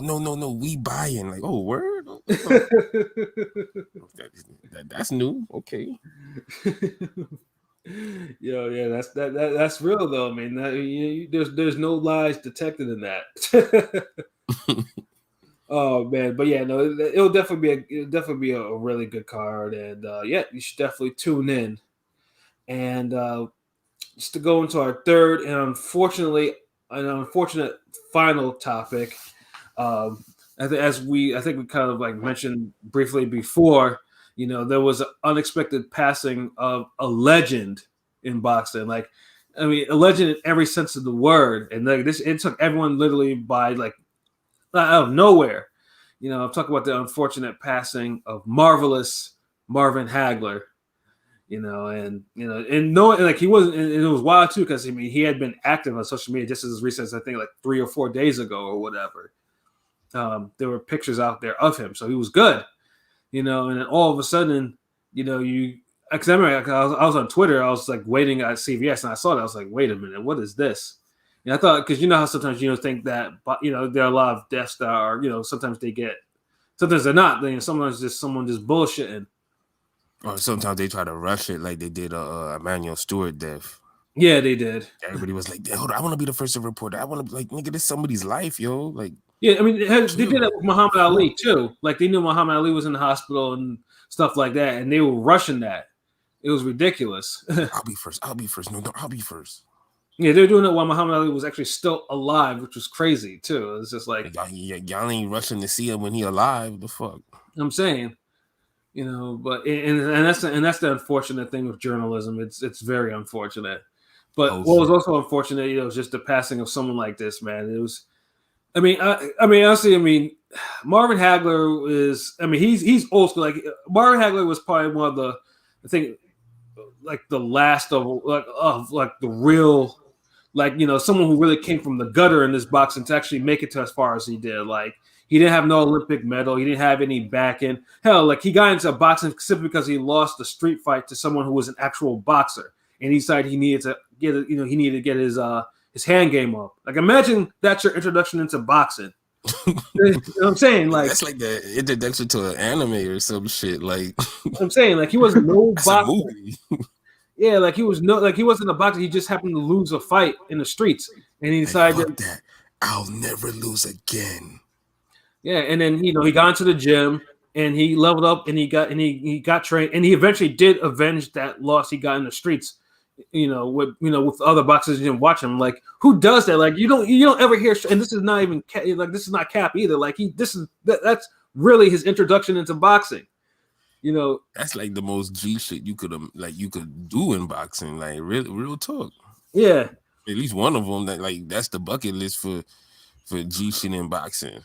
Yeah, exactly. And Marvin was no nonsense too. Like if you want to talk about like the epitome of discipline, that's Marvin Hagler. Like Marvin Hagler's career was 15, 16 years, all spent at middleweight. Now, obviously, there's in boxing today, it's more common for fighters to move up after some time. You don't really see a lot of fighters that spend. Unless you're a heavyweight, obviously. Yeah. And when you do stay at if you had a division for 5 years, people are like itching for you to move up. Yeah. Yeah, most likely either because you don't even have to be no big fights either. Like Hagler, like he just said, you know what, in due time, and he just ruled. Yeah, and in his time though, 168 was not a division when he started. 168 wasn't a division that didn't come in until like 1984. So he'd have to move to light heavyweight, which he had to battle the likes. And 175 was a monster. You had Michael Spinks, you had Matthew Saad Muhammad, you had Dwight Muhammad Qawi. You have all those fighters, like, and he didn't want to. And he's like, nah, bro, like not because those guys that easily look like they're like whole divisions bigger than him. Yeah, and they were all killers. They were all straight killers in that division. in middleweight too, and his time was also killers too, and that's where he shined. Like yes, and no, I know most people like to say Marvin should be undefeated. No, Marvin had 3 losses. That's true, and we'll definitely talk about his third and final loss because that's where a lot of the controversy comes in. He has the Bobby Watts loss, which everyone disputes, including him, and then he has the Willie Monroe loss, which is his only legitimate loss, really, to people. Like, yeah, that's the one that Hagler says, you know what, he did get me on that one, but he didn't lose again for like another 12 years after that, and this is in during that time he went. He unified. I mean, he got all the middleweight belts. He's the first IBF middleweight champion. Like, dude fought in 2 separate middleweight eras, man. Just the amount of wins that dude has. Like, I mean, obviously he's part of the 4 Kings. I mean, everyone knows the Duran win. And, of course, his most famous win, and the one that gets replayed a whole bunch, is the Thomas Hearn win. Like, I mean, you ain't never going to see you're not going to see better shootouts like that. I mean, they still show that shit. Like, because it's always going to be a top 10 fight, of all time. Absolutely. Especially if you was making shootouts. Yeah, exactly. In fact, I mean, he had 67 pro fights. Like, you don't see a lot of fights with 67 pro fights, especially not above above a certain division too. So the last person you seen, I think, was with James Toney. Yeah, James Toney. Yeah, Roy Jones. Yeah. With Pacquiao now. Yeah, but Pacquiao's in a lightweight division, and you fight more, but Tony fought from middleweight. He have been done. Yeah. Oh man, but damn, man, it's just talking about Hagler. Damn, you're just bringing it back, man.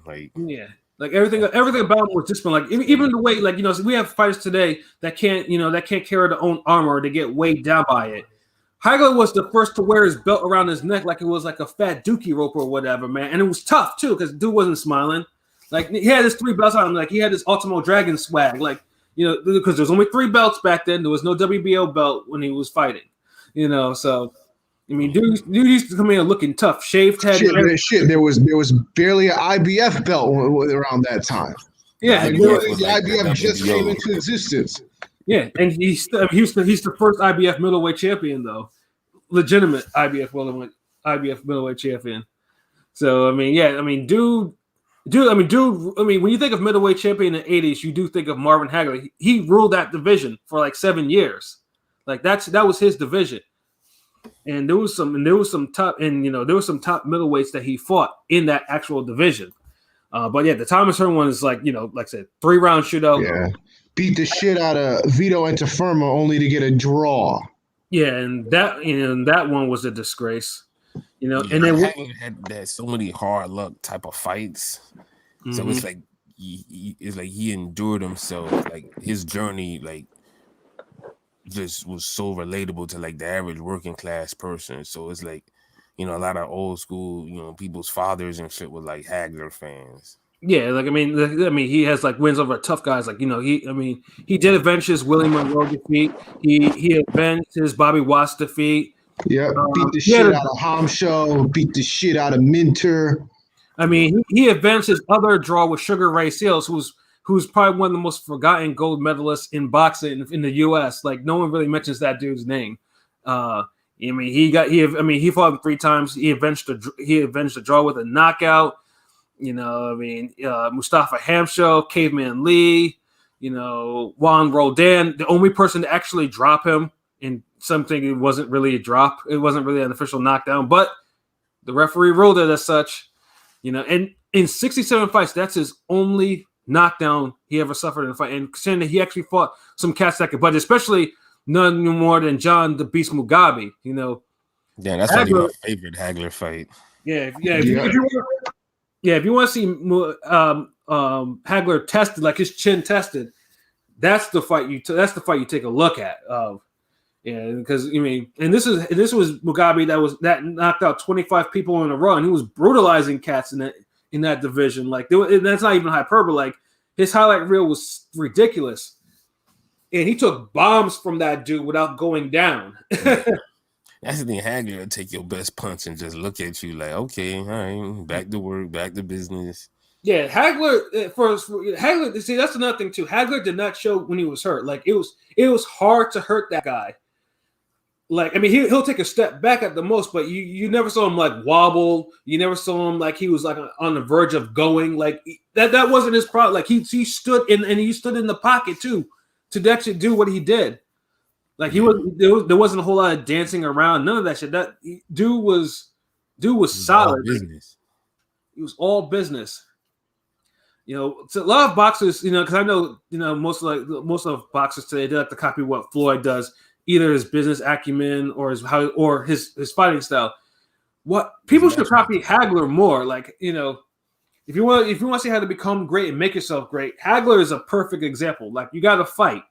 You got to fight. It's too hard luck for most people. They want a little more glitzy, glamorous road to superstardom in the Hall of Fame. Like, you don't want no like to compare to get it out of the mud, like, and they see what's going on with Chocolatito getting these damn robberies. Like, nah, no one wants that.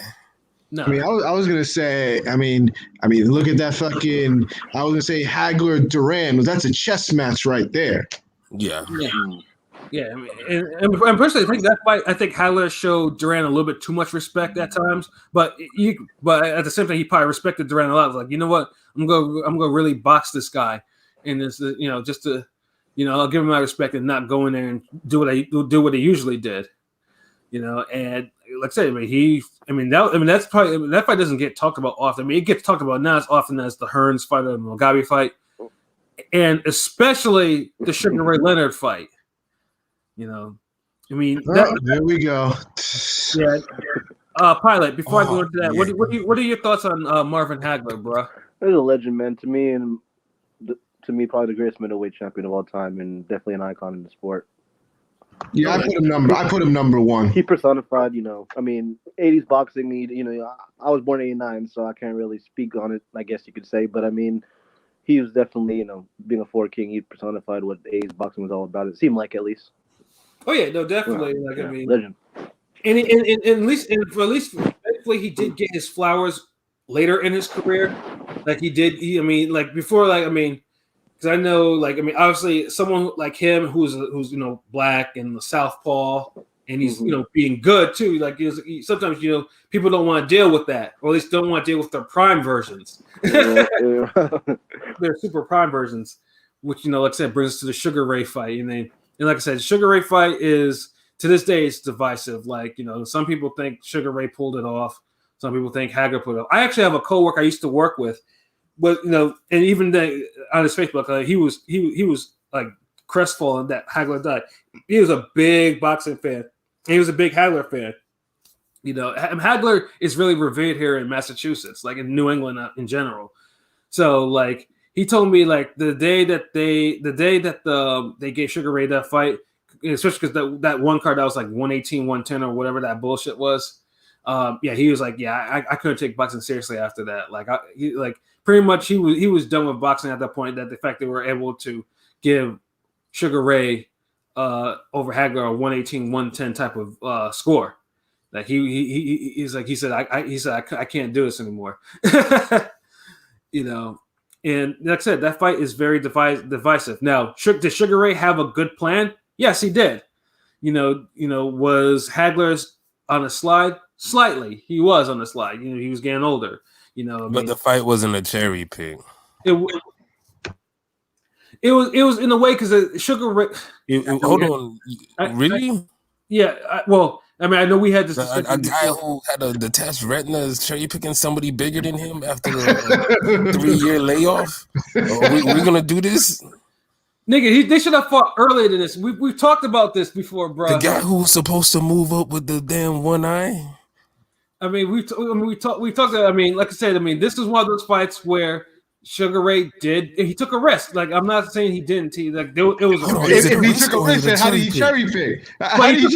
He took a risk after fucking Mugabe actually was, like, you know, was blasting him with all types of shots. That's why he took a fucking, because Hagler wasn't really taking a step backward like that. Wow, so it wasn't a risk coming back after the layoff and the detached retina, which is like career ending back in the 80s. Shit, I wouldn't want to have that now. No one does. How about we ask Conscious, your pilot, what's good, bro? What's happening? All right, I know this is kind of we gonna go back in time with this one, considering the circumstances you know now. Did Sugar Ray Leonard cherry pick Hagler? Yes or no? I don't think so. Okay. I don't believe so. I think 3-1. I think what Pat means when he says cherry pick is I think he's trying to say that that Sugar Ray took the best opportunity possible when he thought he could beat him, when he thought he was at his most vulnerable. But that's not really cherry picking. That's not cherry picking. Like, that's different. Opportunistic, yes. Cherry picking, no. Well, that's labeled giving Sugar Ray yourself gets, right? the best chance for success is a cherry pick. Same difference, nigga. It's the same. It's not the same difference. It is the same fucking difference. Okay, look. Let me ask you this. Okay, I put a timber wolf in a room, lock it in there, and I give you $10,000. You got to go in there, kill it, and you only got a bat. Now the thing is, you could go in there when he asleep, or you could go in there after I ain't feed him for 3 days. Which one you gonna choose? That nigga's sleeping. He won't know what hit him. I mean, is that a cherry pick? No, it's not a fucking cherry pick Because you still gotta risky. kill him. I mean, what if you hit him once and he wake up and start biting your ass off? But I think to me, that's an easier fight to when he's sleeping after he done ate something, than go in there and he damn pissed off you ain't feed him in 3-4 days.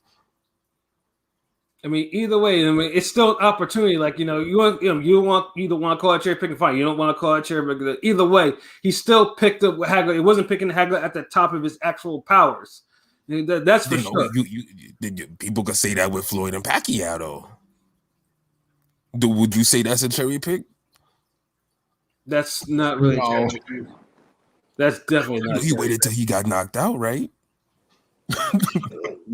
Circumstance. There's circumstances, but not cherry picking. And even then, Floyd. I'm saying even then, Floyd didn't get Pacquiao automatically after that. He still had he still was like, you know what? He had trouble with Maidana, and then Pacquiao had to run all that shit back with Bradley before that shit actually, came to pass. But we know he won all 3 of those fights. So if Sugar Ray Leonard cherry picked Hagler, then if we use your logic, then Floyd cherry picked Pacquiao. Mm-hmm. But either way, just did he just wait for the best opportunity to fight him? Well, either way, there was no rematch for Sugar Ray or Hagler, even though there was supposed to be one. Now you could say Sugar Ray Leonard kind of fucked around and with the rematch and all that shit, and he how you just be like, yeah, I won. Mm-hmm. Shall I fight him? Shall I not fight him? Yeah, I'm sure that pissed off Hagler, but there was no cherry picking shit. So Ring Gang doesn't reflect the opinions of Pat. Yeah. Whatever, say people all I know is either way, I give Ray his respect though. He came in with the actual strategy to fight him, doing that whole flurry thing at the end of the last 30 seconds of the round, because judges like to see the activity stuff. That's how he probably banked it, So I mean, or the first 4 rounds Hagler gave away, fighting conventional. Maybe that had something to do with it. Yeah, that was a dumb move, honestly. Hagler obviously was like, you know what, I can put them away. You're just doing what I usually do, and then looks like Ray had to do different things, but and Ray and all them damn fucking 30-second flashes at the end of the round wasn't doing shit. Like, just pity pat flashy punches. Like, nah, fuck out of here. It did what it's supposed to do. It was supposed to score, and that's what the judges were like. You know what? that caught my eye, and that's why. But yet, Hagler was landing the more harder, definitive punches. Not like I hate those. As he should. I hate those fucking. Oh well, one guy was landing hard, definitive punches. The other one was just boom for like 10 seconds. At the end of the round. Look, Leonard was throwing hard punches too. People just let the speed gas him up because they know what it was. They're flurries.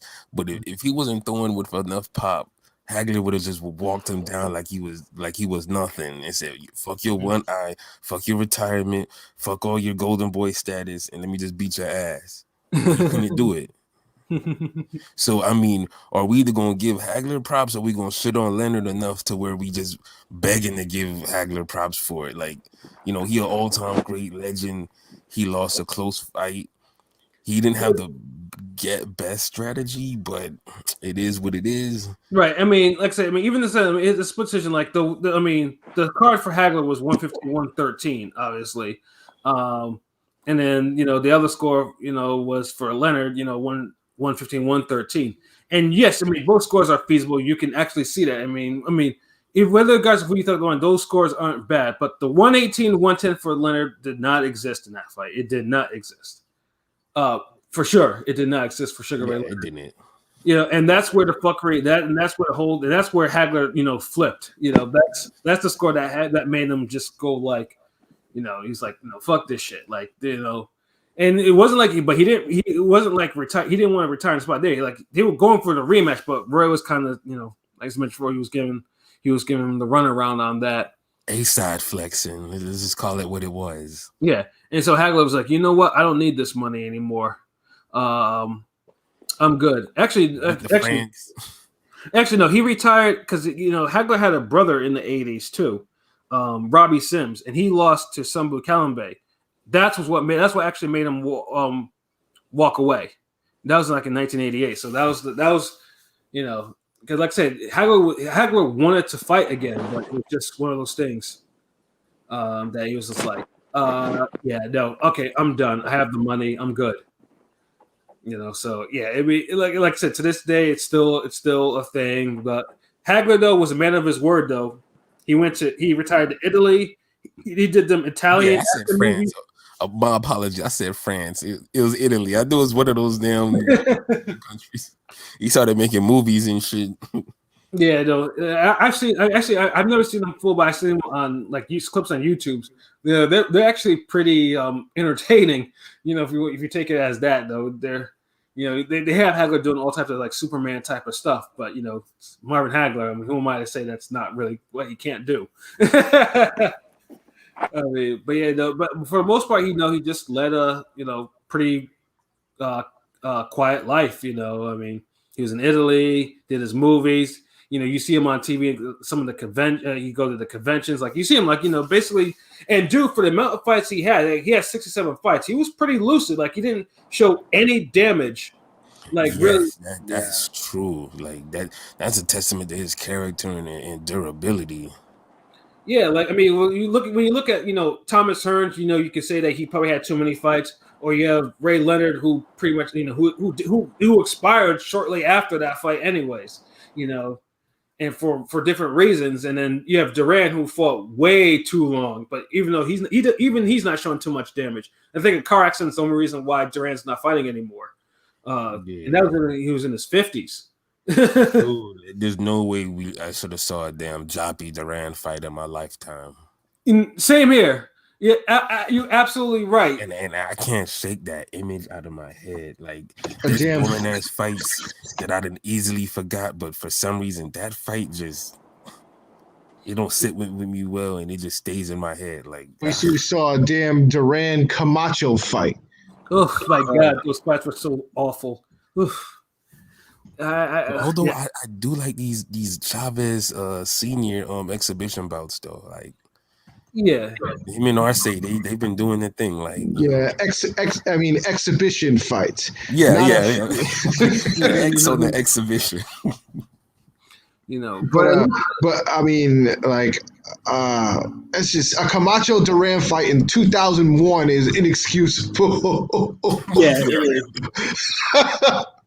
Yeah, I was like, God damn, like like these cats need to like this shouldn't be like this. They need to like hang the show. Like this shouldn't have even been like licensed. But like I said, when Duran got into that car accident, that's what actually ended his actual career because he couldn't do it anymore after that.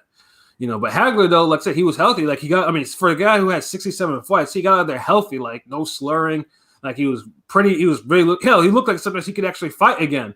That's true because he didn't blow up in weight like that. Like he put on a little weight, but there's no Charles Barkley shit or nothing. Like dude was disciplined as hell. And I always wished that I'd actually run into him because, like I said, I spent enough time in Brockton. I was hoping that maybe one time would actually run to him somewhere. But because I know he did come back from Italy and he used to be in the area, but I just never was able to catch him. And then he had the house up in New Hampshire. So it's just like, it's a shame. Although I was gonna say, I really would have enjoyed a Hagler McCallum fight, but was never meant to be. Yeah, no. McCallum was so legitimately ducked, like, and you can't even say that he wasn't. No, he wasn't no fucking legitimately ducked, man. Nigga, he was like, nigga was in there. The only time he could have fought somebody was Hearns. Everybody else was already older and past him. Like, dude was on the superstar runs of their career. Like, McCallum was not ducked by these dudes like that. Like, only Hearns could have fought this man. McCallum was like one of the middleweight champions after Hagler. Like they could have fought. Like their timeline, they could have fought. The only one that probably could that's excuse for that maybe is Duran. Duran was one. Duran took the fucking Hearns fight. Yeah, man. Duran took the Hearns fight and got knocked out. Yeah. Yeah, but okay, so hold on. I'm a duck Kimbo to fight Mike Tyson. Well, either way, this nigga was in the generation where he was actually in the mix with these guys, but they just never got the shot. Dude, the timing was just off with dude, like his age. Like the only person realistically could have fought him was Hearns. Nobody else was looking back to him. Like I'm telling you that just you could look at the timing of everything with the fights, all that shit. Man, like you can't put out that myth, yo. Like we almost let you get away with the damn the cherry picking. Yeah, now you want to say McCullough was legit. You said legitimately ducked. Like you didn't even say avoided. He said legitimately ducked. Like nah, nigga. Like listen, he wasn't like every time them niggas vacated a belt, that nigga got the belt, nigga. So don't tell me that he wasn't avoided by these guys. Nah, dude. Hearns, you could say the case. You can't say Duran because Duran's fault. The guy who was bigger, better, the Hall of Fame, all-time great. Either way, but it wasn't like McCallum was no fucking scrub. McCallum was in it. Got on. Like, okay, then you're one of the people that's gonna say Spence duck Spence. Thurman's duck Spence, then, right? Well, let's put it this way. Fuck out of here. It's the same situation. Like Spence got on like a little bit later. Like the cards didn't add up. It's like almost like why. Well, there was a lot of pussyfooting. Like Spence. Thurman should have never lost to 0 to Pacquiao. There was a lot of bullshit around there. Like, that should have not happened. And it looked. Spence wasn't even. Spence was like a prospect when people wanted him to fight Thurman. Who the fuck did Spence fight to say he earned a Thurman? Spence picked up a fucking welterweight belt by then. That should, like I said, that shit should have. When Spence picked up a belt, Thurman got hurt. Exactly, and then Thurman already had the 2 best wins at damn welterweight. So yeah, but either way, when Thurman came back, he went to Jose. Thurman came back and he fought Josecito Lopez, and he had a little bit more trouble than he expected to have. And then there's Spence Thurman should have happened feasibly after God that. God forbid a guy loses one round. You got the Thurman. You have to.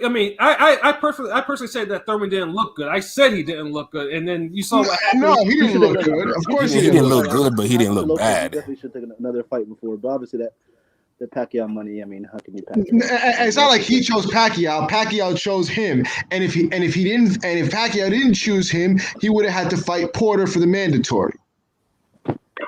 because Porter was his mandatory, and they were going to order that. And come on, who wants to fight Porter when you fought him already? And there's Pacquiao right there. And still, I mean, but Spence, that's still been a thing, overflowing into history. But you guys are talking about that Spence fight should have never happened. There was no path to a Spence. All I'm saying is sometimes some people get on, and the fight isn't available like that.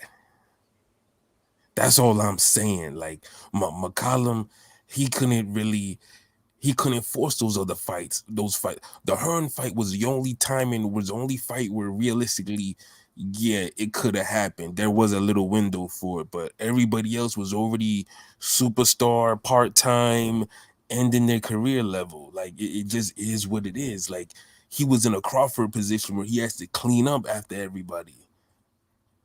And which he did, I mean, it wasn't, at least he wasn't cleaning up against like bums or anything like that. I mean, exactly. The next generation of fighters in that division. That's gonna be the mark on his career. That's what's gonna make him known for being him. And then after that, he got old, and then you see him fighting other people. So, I mean, and remember, pretty much he had to fight Roy for the money because that was, I mean, that's the only reason why. I mean, there was no reason for Roy to face McCallum at the end of his career, but money. But he got his super fight. You happy now? Or you would have said Roy ducked him. No, not really. You wanted Hagler and all them guys to do what Roy did. No, not really. That's basically what it sounds like. You want a superstar to say, you know what? Let me hold off on my mental in my career, turn around and give you a shot, young man. Like, nah. It's like you either old enough, you was in the league enough long, you was up here with us, and it could happen or it can't. Like, I mean, either way, it's still unfortunate. I do think McCallum did deserve the fights. Like he definitely, to me, like I mean, I still think a Hammer fight could have actually popped off. I really do. Dude, not after the Mugabe fight. After Mugabe, McCollum wasn't buzzing like Mugabe. So after you beat Mugabe, what the fuck? Well, he was. I mean, because he knocked out Julian Jackson. That's why. By that time, he had actually. Of course, he was. Then you go. But then all I'm gonna do is just be like a little female and just move the goalpost and say, "But Hagler was part time then," which was the original argument. Yeah, but it wasn't like McCollum wasn't buzzing. Like he knocked out Julian Jackson. Like I mean, he was. I mean, he had a name. Like I said, I mean, it wasn't like. And then pretty much like when Hagler all what happened is just he got his Kell Brook win. Kell Brook win. And then but the thing is, everybody like you, Spence, and McCollum fans want the whole world to just stop. Don't ever call me a Spence fan. No, I said you need to calm down with that.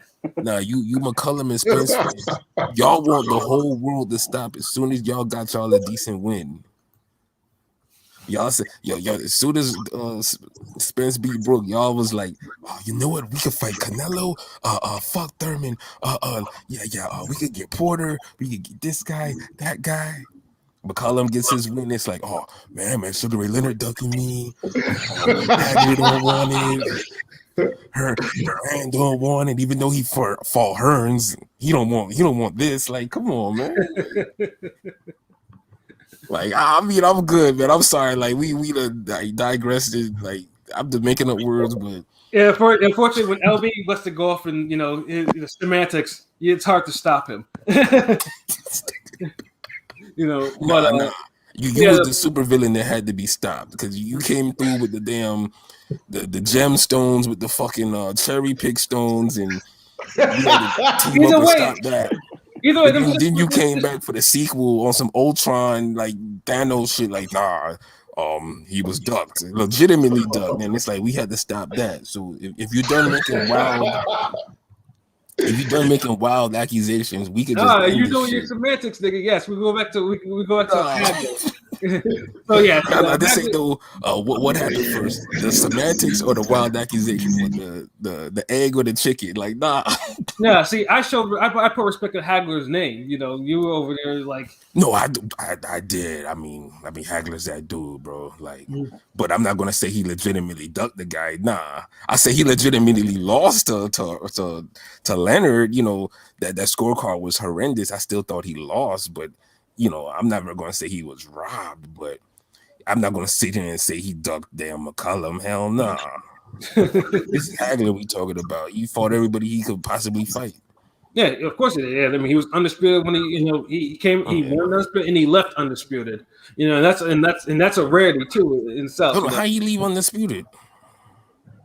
Oh yeah, that's right. He got his belt stripped. I forgot he had like 2 belts stripped by that time by the Sugar Ray fight. I'm like, the fuck, nigga, he lost. Yeah. I could put. Yeah, he only had one of those belts. Yeah, like yo.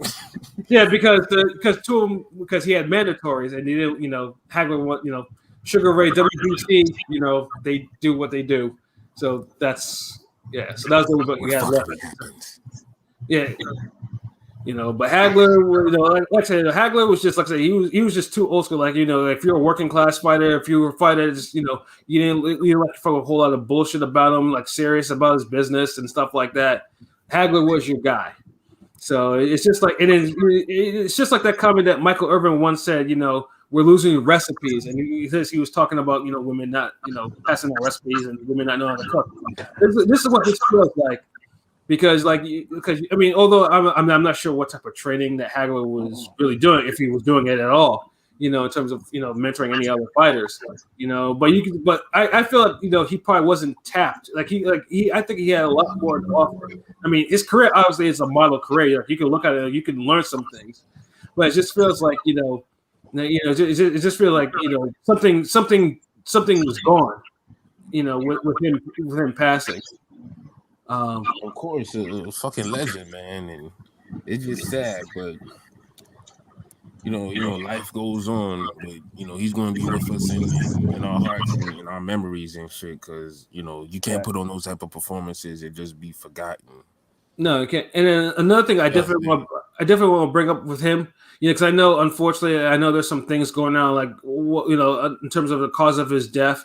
And unfortunately, I know there's like some people say he got the vaccine and, you know, and he had a bad. I mean, Tommy Hearn said that wasn't no some people, like that was. Yeah, but yeah, his wife said he died at home. At home, and then Tommy said he was in ICU.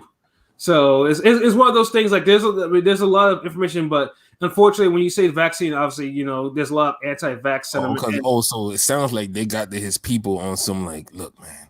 We know Tommy Hearn said this, but tell your wife, look, you can't say that he took the such and such and cause of that, you know, so dial it. I mean, like you said, there's a lot of mysterious fuckery, but yeah, the first thing we heard was the whole Tommy Hearn's post. Right.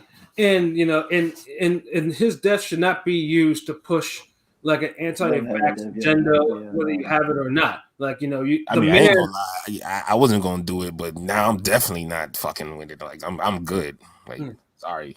Yeah, but I mean, I know most of it, but you know, his death should not be anything related to that. His death is like, you know, a great fighter, a great man, a celebration of life. Celebration of his life, not to push an agenda. Yeah, no agenda. Don't agenda the man death, but I mean. The truth is the truth. I just hope no one just goes too hard with it. I hope we do find like a real answer, but right, I'm gonna hold my breath. Yeah, you know, like I said, you know, well, you know, obviously, you know, respect his family's wishes. Like, you know, I know they're like, you know, in time, like, you know, they'll say what it is or get, you know, what it's revealed or whatever. But you know, right now, if you're gonna like, you know, do some memorial with him or speak about him, speak about the dude himself, speak about the man, his career, you know, if you had any personal interactions, but don't bring in, you know, an agenda, you know. I ain't gonna tell no. I'm just like, try not to. Yeah, try not to. Like you up here, like, don't, you know. Yeah, no, honestly, because I mean, I've seen a whole bunch of Twitter posts on it, and I'm just shaking my head. Like, that's not how it should be. Yeah. Yeah, that's my thing. I'm just like, you know. I know. I completely agree. Like, I'm tired of seeing Hagler's death used as a aha, gotcha moment. Like, I remember he did that with Hank Aaron too. Yeah, they did a Yeah, big very- Aaron. yeah, I thought, A I lot of thought people that- just calling it for what it is, man. We don't have to like it, man, but You gotta and be this is aware of it. boxing. Boxing has so many agendas, so like in life, boxing has agendas. In death, they're gonna like OD with this shit. very true.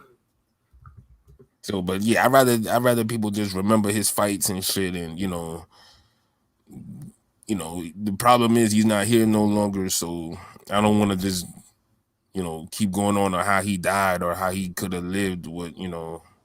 It is what it is. Right. So I feel like the Chocolatito robberies are even a bigger disgrace to his memory than any damn agenda, because that was the boxing world, like, and we fucked that up. We can't control woke niggas and anybody else. We can't control. That's going to happen because of the climate, but like the whole essence, the boxing energy, nah, like that should have been better. You don't get no 10 count and then you do some shit like that. Yeah, fuckery always happening, and when fuckery happens, it usually happens in pairs or threes. Well, the death was in threes. That's damn. I'll just put it out there. R.I.P. to Jared Hurd's father and John Molina's father. Right. It's just unfortunate. They say death yeah, comes John in Molina threes. Senior. Yeah, John Marino Jr. Yeah. Yes. Yeah, you're right. Yeah, he's like his dad, like the same name, bro.